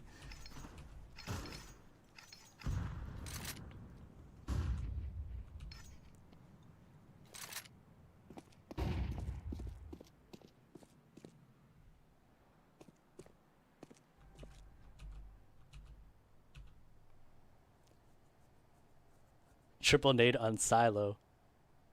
Oh, okay. Triple nade on this one here. Gotcha. Is Nuke really the CT side, or Falcons just misplaying this? It's a little bit of both. They nade. That's how Nuke. Alright, so they're once again going here towards secret. Now, as I said before, it's kind of hard to flash this, so sometimes you just have to peek it and try to catch them. That being said, there are a number of common spots that CTs like to play in. This is kind of one of them. That angle, slight off angle by Zawu because he's on the right side. He's slightly offset as opposed to holding directly on. But when you're in this kind of situation, it is very tough. Both CTs deployed their smokes. Now, they have Kyosuke actually making a move towards heaven. So, m0NESY, he's going to go back. Now, with the bomb, he kind of acts as the crucial decision maker, I'd say. It all depends on how much that player heaven clears. Fortunately, gets caught by Rops, and not much you can do at that point. blink and suddenly it's 9-9. I know we started at what, at 9-3 half. It's pretty. Things go back quick.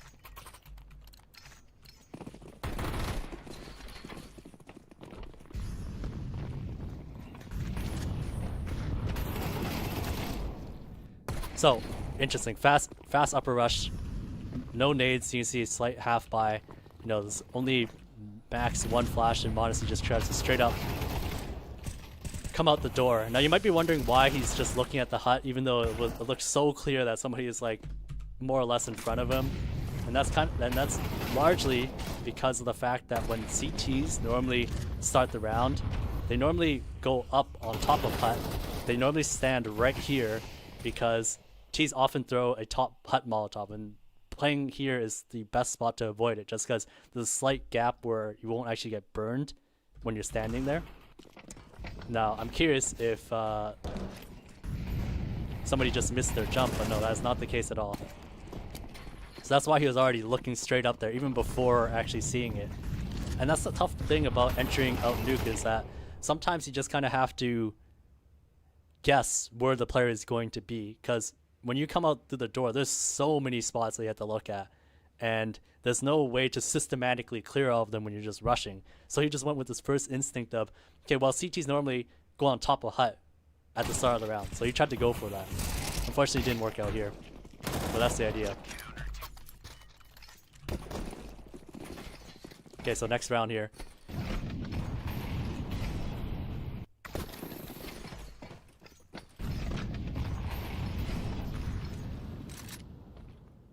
Once again, spotting to see if Apex is playing behind that vent. Common spot that he's played at. Hasn't seen him there just yet.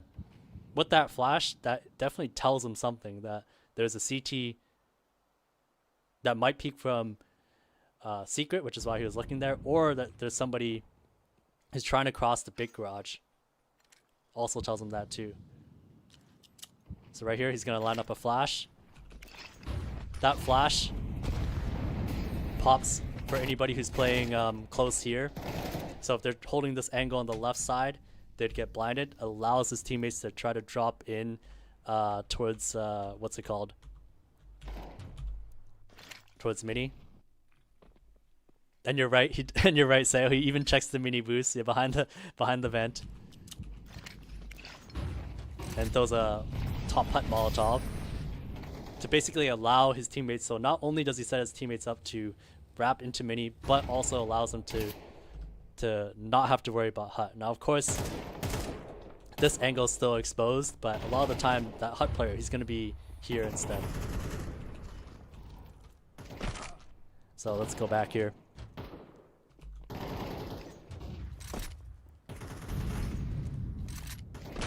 Drops in. Now he's in a bit of a tough spot. Gets those kills towards heaven, and then last guy wallbangs him.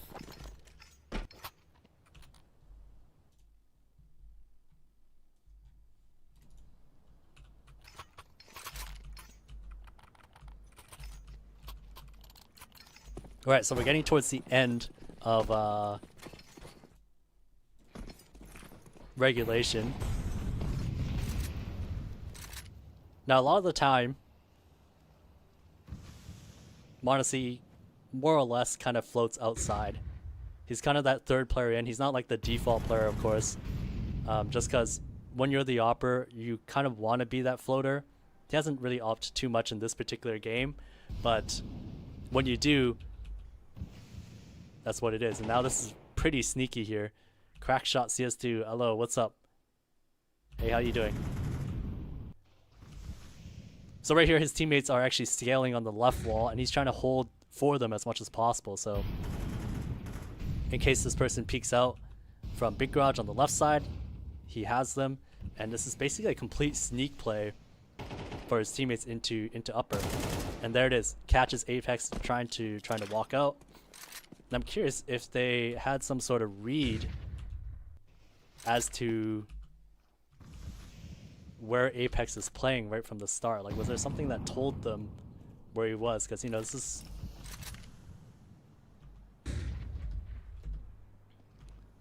perhaps that flash? I don't know. or maybe something else happened where, you know, I don't want to look too much into it.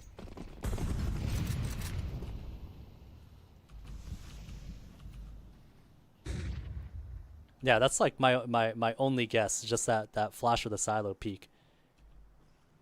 Because otherwise it is pretty uncharacteristic to try to just walk up like this, no smokes, no nothing.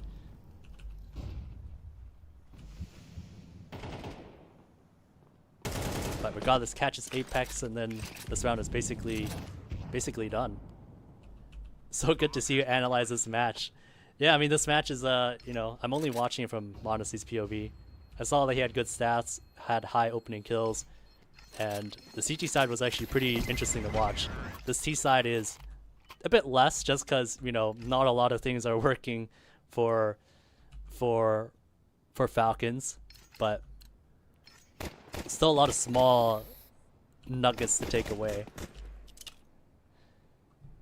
Jock939, what is your favorite part of watching high-tier pro games? Okay, so this is a little bit different for me compared to most other people, but I just like seeing how players at the highest level kind of play, like in terms of how to like, approach certain situations.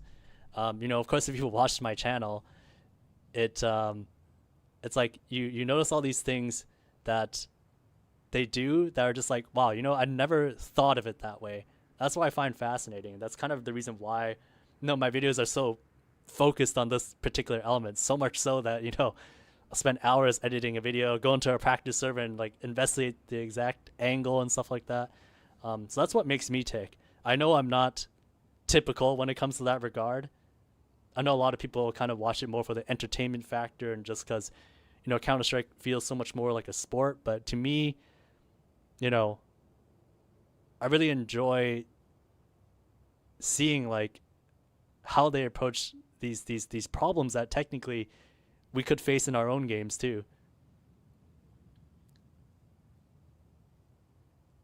Do work, most useful CS content. Yo, thanks for the follow, dude. I appreciate that. Timo, yo, what's up, man? I want to watch this a bit later. Is this going to be deleted by any chance? No, it'll be on my YouTube channel. It'll be under the live tab, so if you want to watch it afterwards, yeah, feel free. Base, it's kind of like learning how the NBA uses a simple pick and roll in so many different ways. That's exactly how it feels. That's exactly how it feels. Or essentially, where it's just like, I'm really nerdy when it comes to the specifics of the game. Losty, thanks for the follow, dude, and same with you too, Spalderman K. I appreciate that, man. Thank you. So does that mean you prefer to watch demos or watching live? So I'll be honest, like I only watch live occasionally. It's not something that I try to put. It's not something I try to catch all the time. It's just if I do, then you know, if I do, then I do. But other than that, I don't really go out of my way to watch stuff. But then again, it's not like when I go to sit down and watch the demo, I'm not watching it like a live match. A lot of the time, I watch it just for informational purposes, or I watch them to make my videos, essentially. Crackshot CS2, really appreciate the videos. Helped me improve so much. Thank you. I'm so glad to hear that. I mean, I've been getting a lot of these comments more recently, and it doesn't get old, honestly. I appreciate that. Thank you for sharing that. See, like, why don't they throw Heaven Smoke that way? It's easier to wrap outside. All right, thank you, brother. Please keep this kind of content going because this is straight up fire. Really enjoy watching it. Thank you. Whether you're referring to both my videos or the stream itself, you know, I appreciate that. Thank you.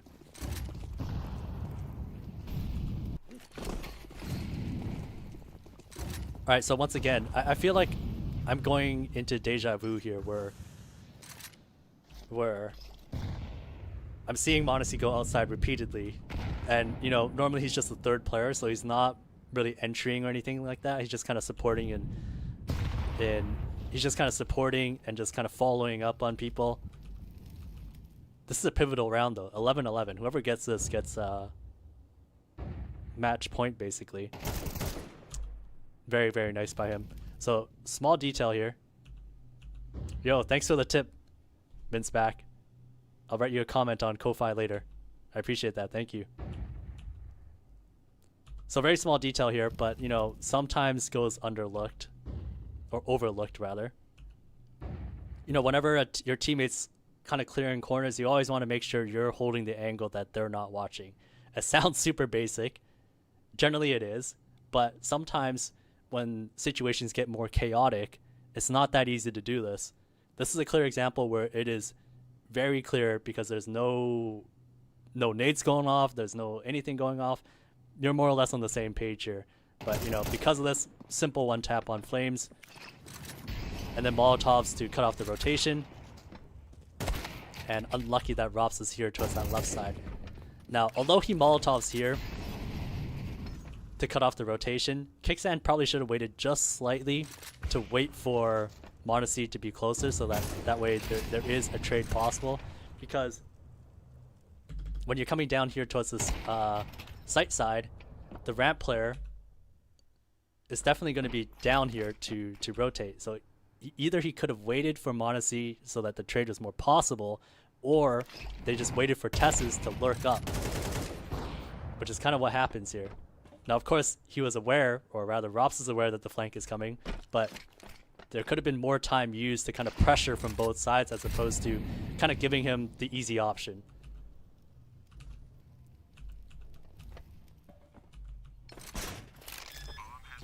Tesses doesn't win this 1v1 or 1v2. Yeah, man, I was just watching your overpass video because that's the position I play with my team. It was a godsend.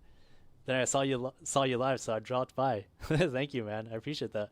Yeah, like I don't do these lives too often. I try to do them, you know, a couple times after each video I drop, and I'm glad people enjoy it. So honestly, thank you. What's your favorite style of CS, like in terms of teams or region? I don't know, like, okay, so I think for me, I'll be honest, like when back in 2020, during the online era, when Big were on top, I really liked the way they played, and that's largely because they were so tactical, and they thought of all these like creative ways to hit the bomb sites. Like, you know, I just remember, I don't know if any of you guys saw this video back then, but it was the one from Tizian, and it was the time when they I'll show a visual example since we're going to a timeout here. It was the one I made on Tizian, and they had this one strat where they're coming outdoor. This is back in CSGO too. This is back in CSGO. They're coming outdoor, and there's usually always a molly at the start of the round, right? And they came up with this thing where they smoke right here, so the smoke goes through the wall and extinguishes that molly to allow them to come out. And I remember just thinking I loved that so much. So that's why I felt so... I feel like that's kind of what I think. My favorite style of play is when people come up with these really creative ways to hit bomb sites. I wouldn't really say it's like an overall like thing, but like an overall style of a team, but I just like when teams do that. Like when they put a lot of thought into the way they hit bomb sites. And back to what I was talking about earlier, just same thing. I like seeing how pros approach the same kind of problems that, you know, we do. Crackshot CS2, not much, but really appreciate it. Yo, thank you. I appreciate the support, man. Honestly, your name will be on that wall I have at the end of my videos. So thank you for that. Honestly.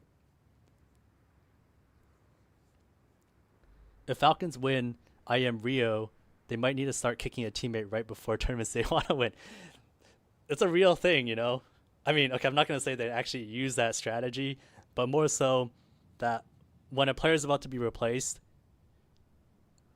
all the pressure's off. And sometimes having that pressure off is all you need to succeed at a tournament.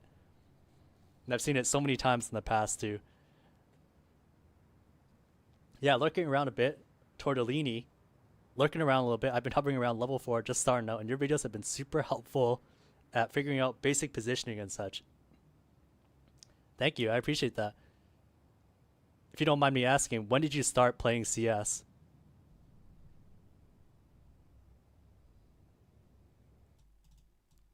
because I'm starting to realize that some of the people that watch my videos are actually pretty, like, they're newer to CS, newer than I'd expect, since generally speaking, I try to target my videos to people who have more experience in CS. Like there's somebody who's already pretty familiar with how the maps play and stuff like that and all the positions, and they're just trying to look for the extra juice or to just like gain a much better understanding of how the spot's actually played.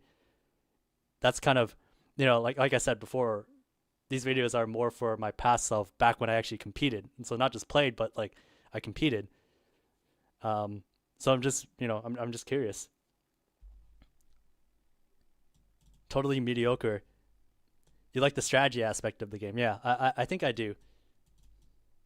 Which is funny because when I actually played, I was not that person. I mean, like I was maybe like a little bit smarter and like I'd look at games or I'd look at the game a bit more what do you call it? Tactically, but I was not like a nerd. I was not the person who watched demos all the time and stuff like that. This is more of like a recent this is more of a realization I had after I had played the game, where I realized that all the answers were in pro demos, and I didn't do that when I was actively like competing and stuff like that.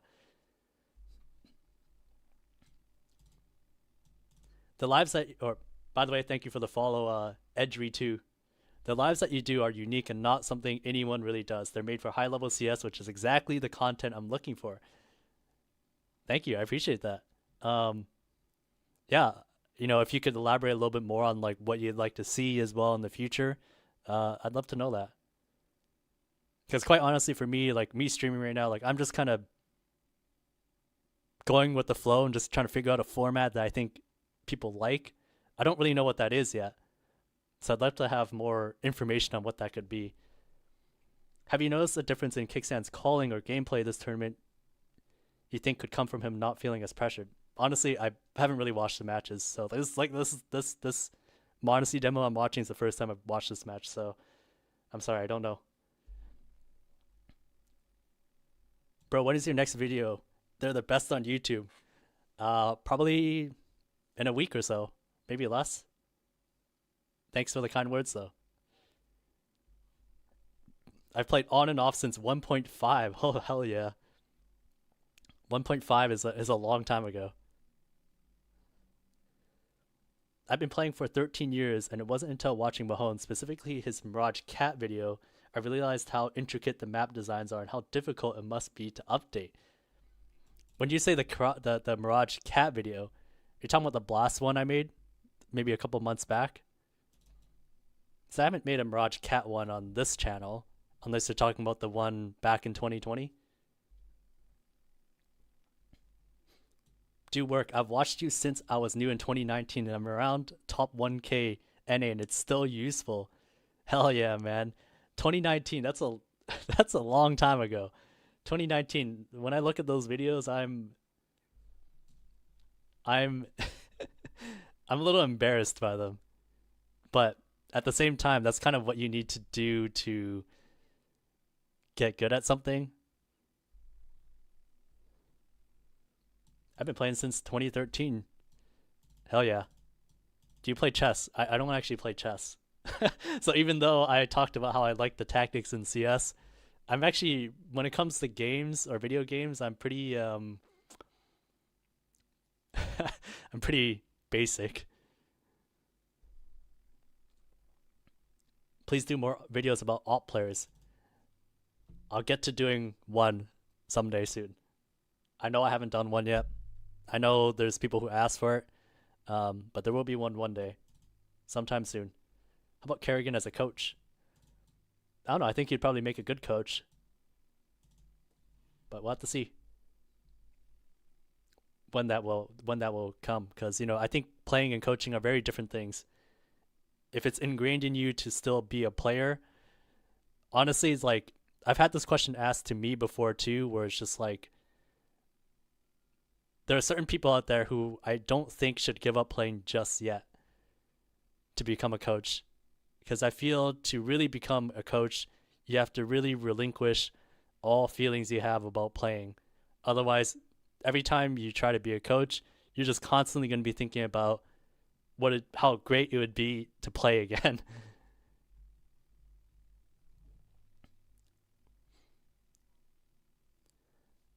I have roughly 700 hours, but maybe probably 300 AFK. I can't lie. I started really playing CS or FPS, CS Valorant around October last year, but I played FPS games for fun for as long as I can remember. Wow, that's crazy. So, I mean, just generally speaking, like in comparison to the average player who's like into CS, 700 hours is not a lot. That is not a lot. I'm glad you find my content useful though. Hope m0NESY and his four friends were in Rio. Have you thought about making videos about timings, like all the timings for D2, like where's CT?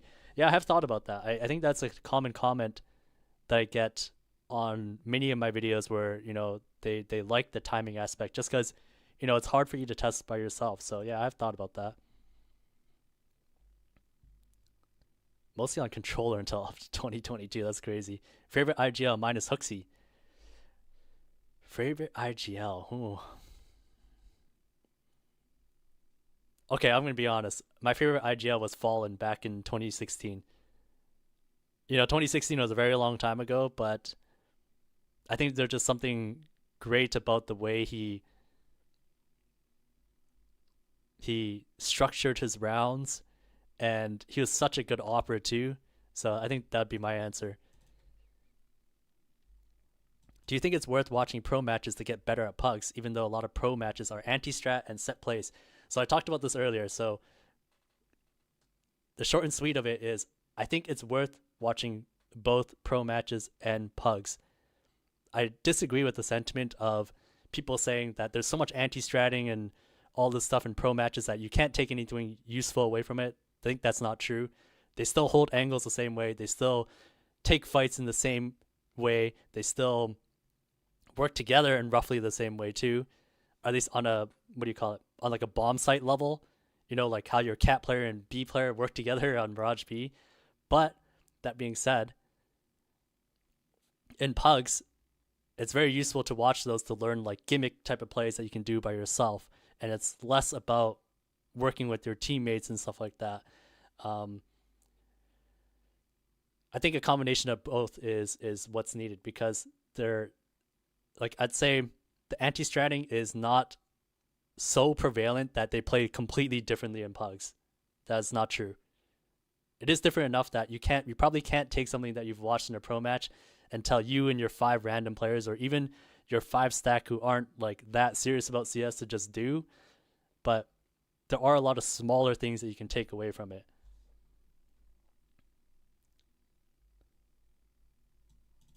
Do you play any other games? And have you played League of Legends before?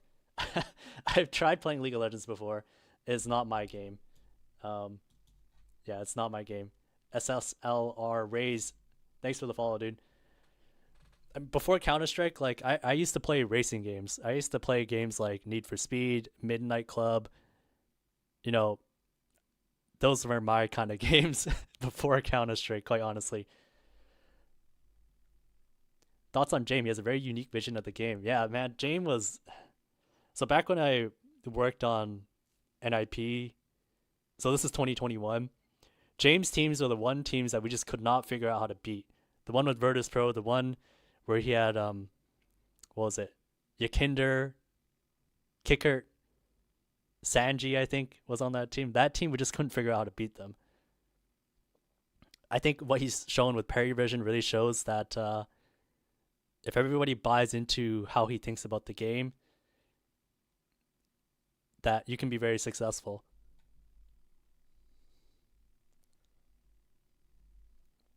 2016 NACS is so nostalgic to me.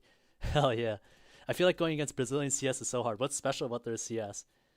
It depends on what kind of Brazilian team you're talking about. I feel like there's some, like Pain. I don't know about in recent time, but I remember back then, Pain, they would have a lot of like set, fast type of executes that are hard to stop. Sometimes there are teams out there where they run these strats and you know that they're coming, but they're still hard to stop. And I think that's what was difficult about Brazilian CS, maybe in the more recently. Before that, when it was like LGSK, it felt like, keep in mind, this is an older version of Counter-Strike, and also like the meta hadn't developed as well. It was kind of like more map control based, so you never knew where they were going to hit. And another thing that was really annoying about Fallen's teams back then was just that they would hit bomb sites very late, and they'd do it well. They know how to manipulate the rotation so that they would hit bomb sites late and fake the other side. So yeah, in the modern era, I'm not sure, because there aren't that many. The only great one is Furia. Markiro, you're the GOAT, Mahone. Helped me a lot with how I think about the game. When's the next video coming out? Probably sometime next week, I'd imagine, or the week after. Depends on how quickly I can get it. Content idea, protocols, reactions that need to happen if T's push, rush, freeze. Also, are you open to coaching? Not full time though. I'm playing intermediate currently. Yeah, so I've had this question a few times. I'm not open to coaching like teams, like i.e. being on the server with you in scrims, but I might be open to individual type of coaching. Not quite yet, but maybe sometime in the near future. I'll probably make a post about that sometime soon though, because you're not the only one that's talked about that. I think making a video about the idea of philosophy of CT protocols in general might be a very useful video for me to post to newer players. Can you elaborate what you mean by that? Like what specifically are you looking for when you say that? Fallen's op base against Navi on Calvin 2016 is one of those plays I'll always remember. Hell yeah. Was it Dust Stand behind everything, or was it Jame? I don't know. It might be both. It might be both. Is opping still meta, do you think? I'm trying to understand if it's the same as back then. Yeah, I think opping will always be meta. You always need an opper on any team, just because you have to be able to punish people who dry peek stuff. You have to be able to punish people who take long range angles. If everybody had a rifle, the game would look very different than what it is now. But because there's oppers, it basically stops certain players from being able to do certain things. So, yeah, like Jay Waldrose mentioned, just the fact that an op is alive is half the power. You don't even need to actually kill anybody. Just the fact that you're there is already the thing. Like rotations, early utilities, etc., etc. Okay. I get you. Definitely would be interested in advanced individual coaching. Okay, glad to hear that. I'll keep that in mind. Is passive opper useless compared to aggressive opper in current CS? No, I think you need both. Okay, I kind of want to finish this demo. Because I know there's a few more rounds after this. It's not quite the final round. Alright, so best spawn. Going for the mini pick. Doesn't bother blowing open the door, just opens it. Now the CT could be... Ooh. It's a nice try. I like the attempt though.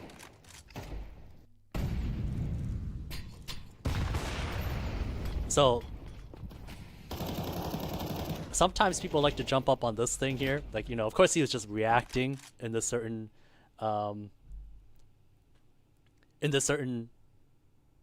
scenario. But there are times where, if the door was blown open and then the CT is coming from that left side from the site, sometimes they try to throw a smoke, right? And those are the times where sometimes they may try to jump to see the lineup of exactly where the door would be, just so they make sure they land the smoke properly. So that's one way you can catch them off guard. And as well, if you move more and more to the right, as soon as they jump onto that box on top of hut, there's a chance that you can catch them as they're mid-air. So, of course, since m0NESY got naded, he didn't want to stick around for that long.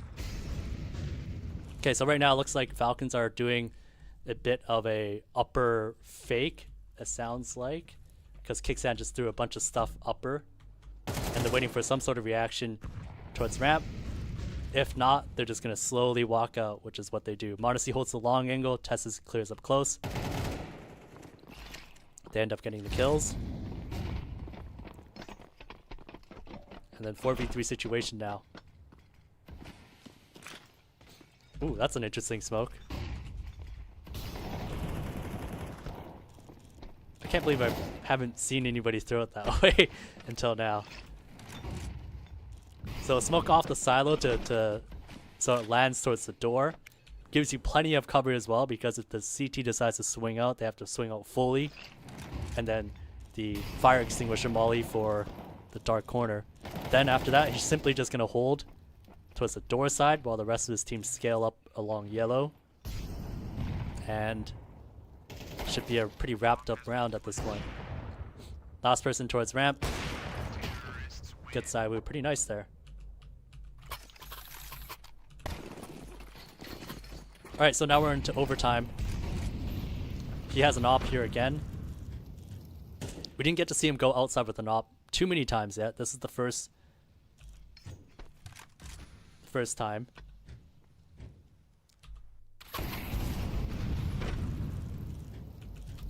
Nice little angle here to spot towards secret. Small little jump just to see in case the CT's running across. Nico one tap on the Zaiwu. Destroyed him. I kind of want to see that. This is kind of what I was referring to earlier about when you're on Marshmallow. This is one way to kind of stop people.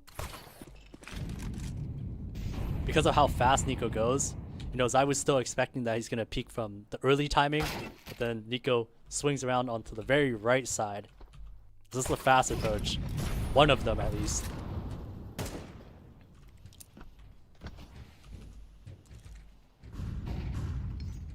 So after that, they throw the wall of smokes.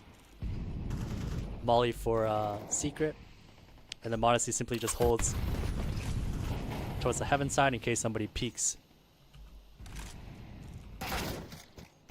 Now he walks through the smoke and he ends up dying. Well, it seems a little uncharacteristic, maybe unneeded even.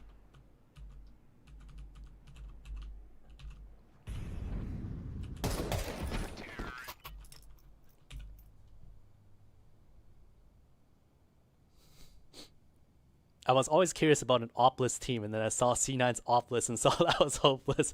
Yeah, that's right. The one with the electronic perfecto, though, that one, right? That's what you're referring to? You can actually learn protocols from pro POVs, for example. If you play B short on Raj, watch Robs and see how he reacts to pushes, mid controls, etc. Yeah, that's true. Yeah, there's certain things that players will do no matter who the opponent is, because it is just objectively a good play. Like I said before, the anti-stratting comes in when they start making decisions that are less characteristic. Like, you know, maybe instead of, you know, waiting for the lurk at long when you're on Inferno and you're playing Arch side, instead of waiting for that potential lurk, you just rotate B straight because you know that they don't have a lurker. Like, that's an example. It's kind of like you shift the percentages. What if we lose one guy early B as CT on Inferno and Noob runs out of pit because he doesn't know he's playing Anchor? He knows he's playing Apps, but doesn't understand what anchoring is. That's just tough, man. That's just tough. You can't always control people. Like, when it comes to people who are, you know, if they're just random people, you can't control how they make decisions and all that kind of stuff. You're not even on the same page about how seriously you're taking the game either. In situations like that, like there's not much you can do other than just try to be with them and cover up their holes.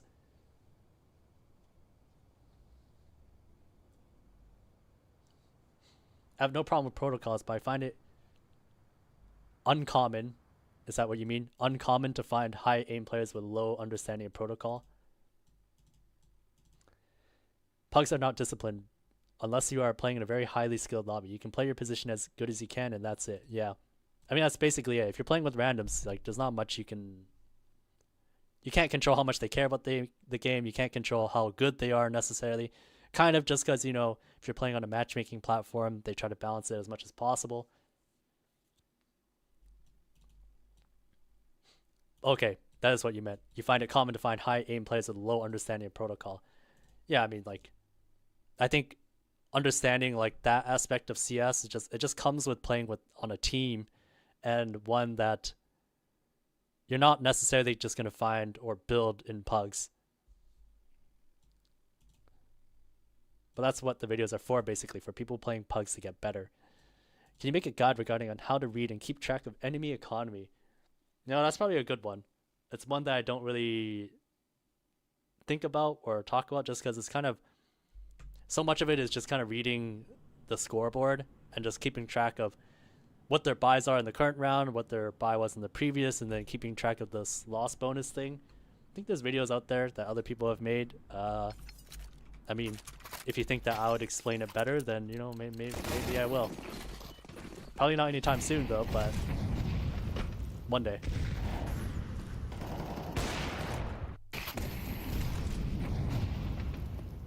Ooh, I love that. Small little jump spot to see Zaiwu peeking his head out. He saw him, and once he sees him,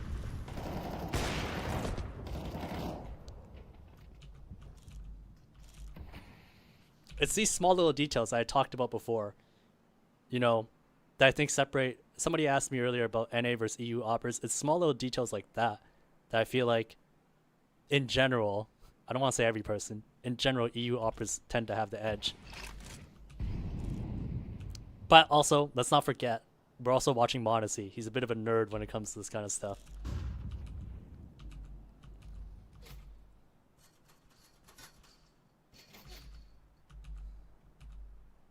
Right here, just simply holding for the angles, trying to catch if CTs try to overextend. The rest of his team is lurking down towards secret.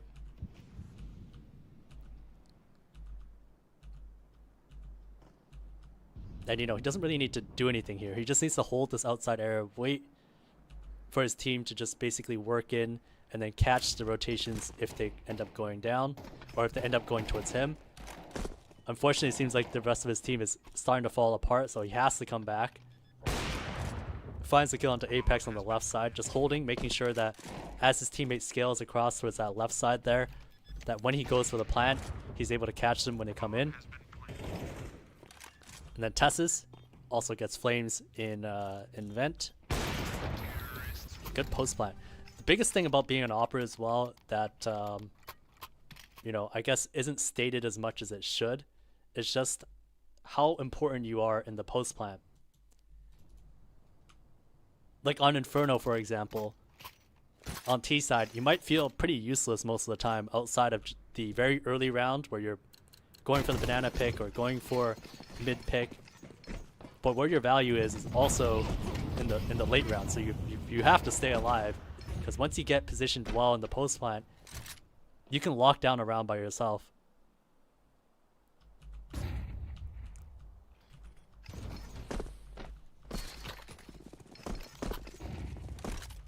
Alright, so interesting. He actually, I didn't catch this earlier, but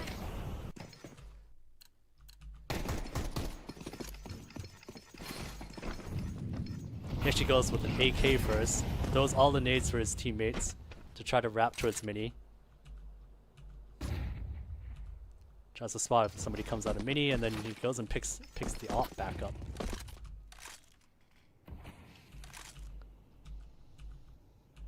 Okay, so once he's here, 3v5 situations, a little bit tough, but he has a teammate that's wrapping towards hell, and this is kind of the best thing you can do whenever you're in this kind of situation where if somebody sneaks in behind enemy lines. I gotta see how he did this.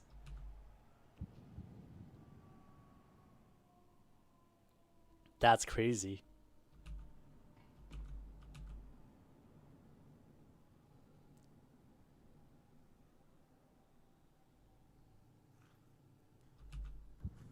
Okay, like I said, I didn't watch the stream for this one, so a lot of people who did watch it probably know about this part, but I did not. That's crazy. Okay, so some people, okay, so this is understated. Some people might mess this up. Not the person who's going behind everybody, but rather the people who are here, where they're trying to go here towards ramp, and they decide to peek early. That's probably the most frustrating part, when people are told to wait, but then they don't actually wait. What's up, Yumi? Good to see you again, dude.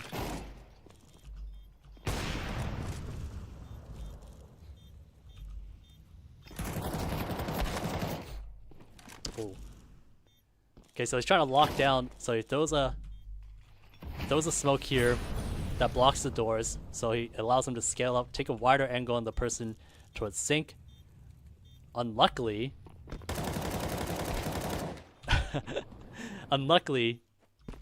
Flames just kind of spams through the smoke after jumping to see him.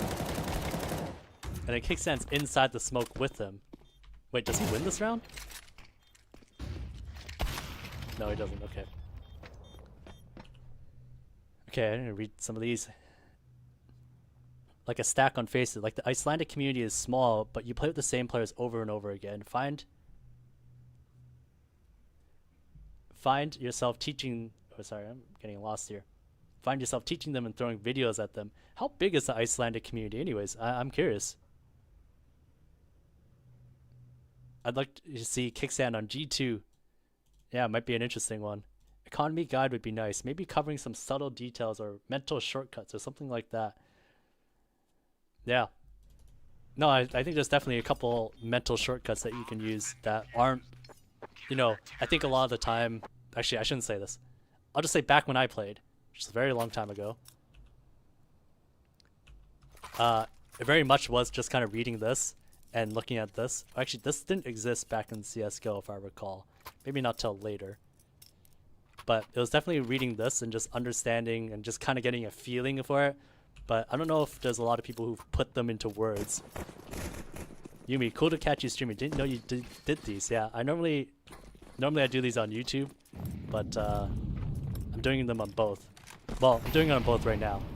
But if you're on YouTube, you'd catch this sooner, basically. My Twitch following is not as big. But it's cool to see people still pop in from Twitch here and there. I think he bumps into Kickstand in the smoke, spams it because he got stuck and m0NESY got unlucky timing. Well, yeah, that probably makes sense. Can you make a video about how to become an EU opper?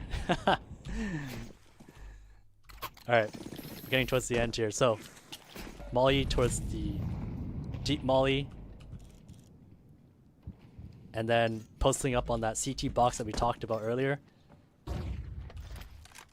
Smoke break to spot the gap. Doesn't see anything, but there is still very much a chance that somebody crossed. And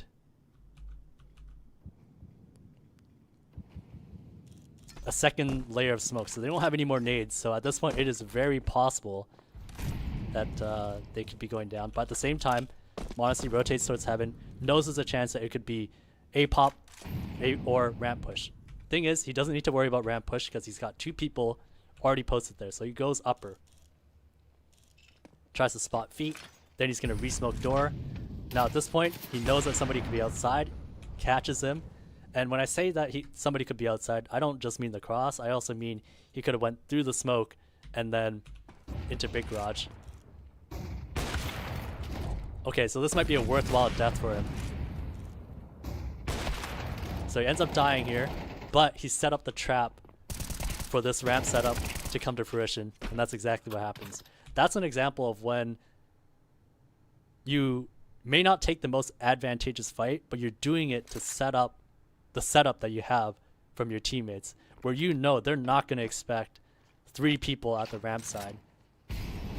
That is kind of what people might call, you know, not being selfish, or being a more selfless players. Hell, I just saw you tweet, so yeah. Yeah, I did.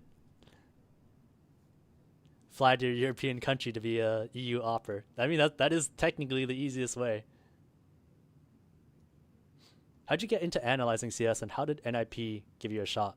So this is back in 2020, it's a while ago. But essentially I made videos very much like I do now. And my videos at the time were very similar to the Pros Approach series that you see now. And yeah, essentially they just emailed me, DM'd me, and they were not the only team either. I'd almost say for anybody who is looking to build something in CS or try to make some sort of career out of it no matter how big or small, that building some sort of social media presence or YouTube channel or something like that that shows what you can do is probably the best thing that you can do, because you have no idea who's actually watching. And I felt like that for the longest time too, where it's like I didn't truly know who was watching until I started getting messages from people that I never would have guessed were watching. So that's what I would say. Can you share binds you use to watch these demos efficiently? Yeah, so I guess here's a couple of them. So I use demo timescale like this. So left for 1, right? Maybe I'll just share this somewhere else. You know, just look up on my. I'll make a post on my YouTube community page. I'll share the binds there.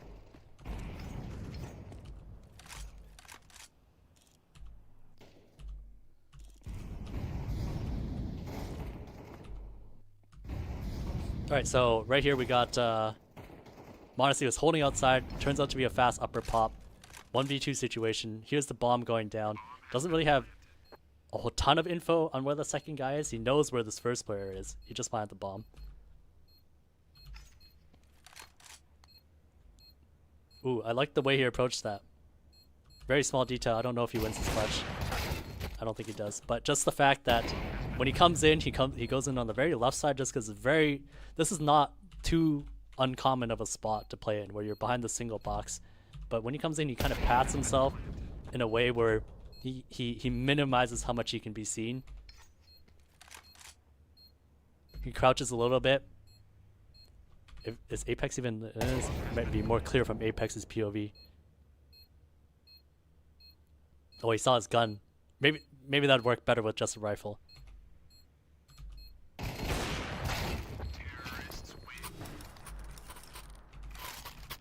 So nice try.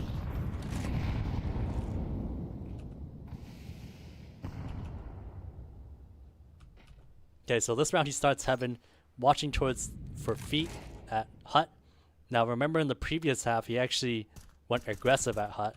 This time looks like he's gonna hold the deepish door angle. Now he doesn't have information on where this T could be. Like he could still be hiding behind those boxes, but he's just gonna gamble that nobody's tucked themselves in.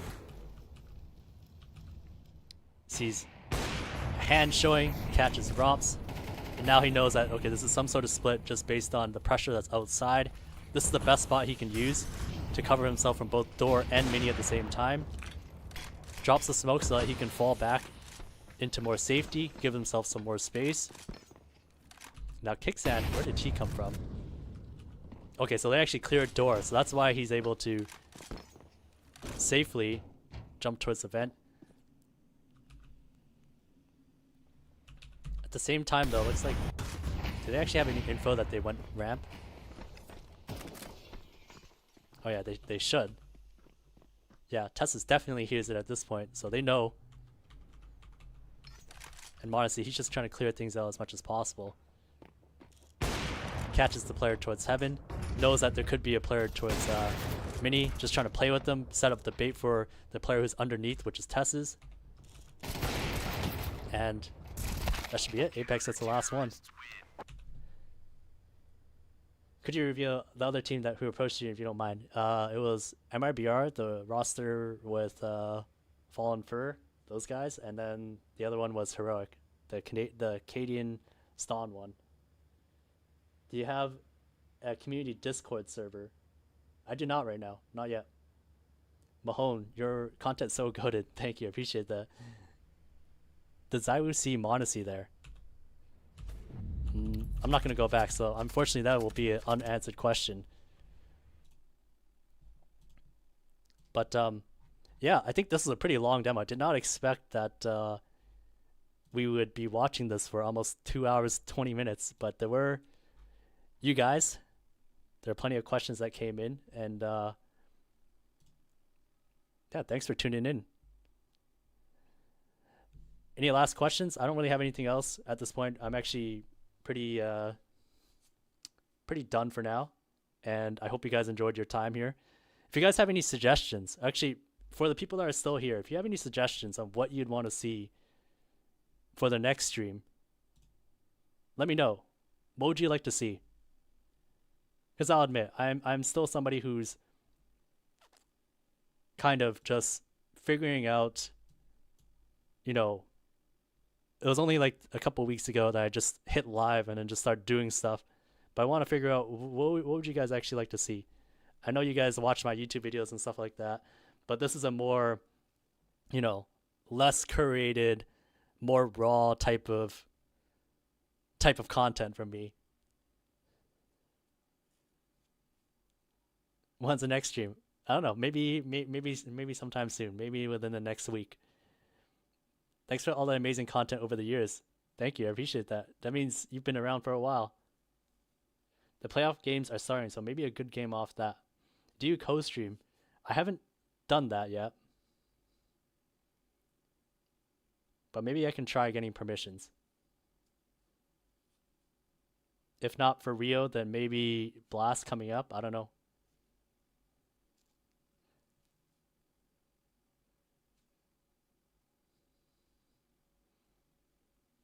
This type of content is great. Thank you. No, I'm glad that you guys enjoy this because, you know, for me,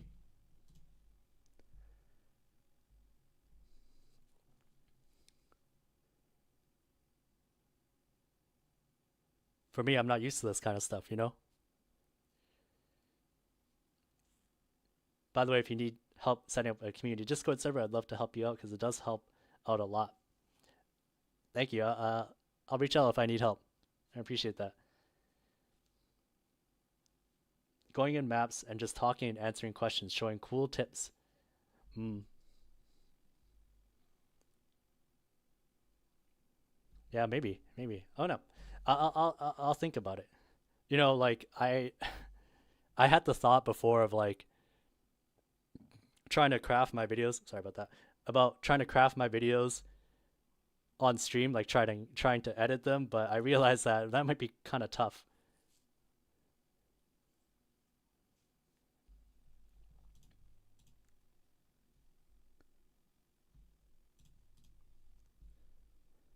All right, I think that's gonna be it. Thank you guys for watching. I'll see you guys next time. Probably, you know, maybe sometime in the next week or so. And yeah, look out for my next videos.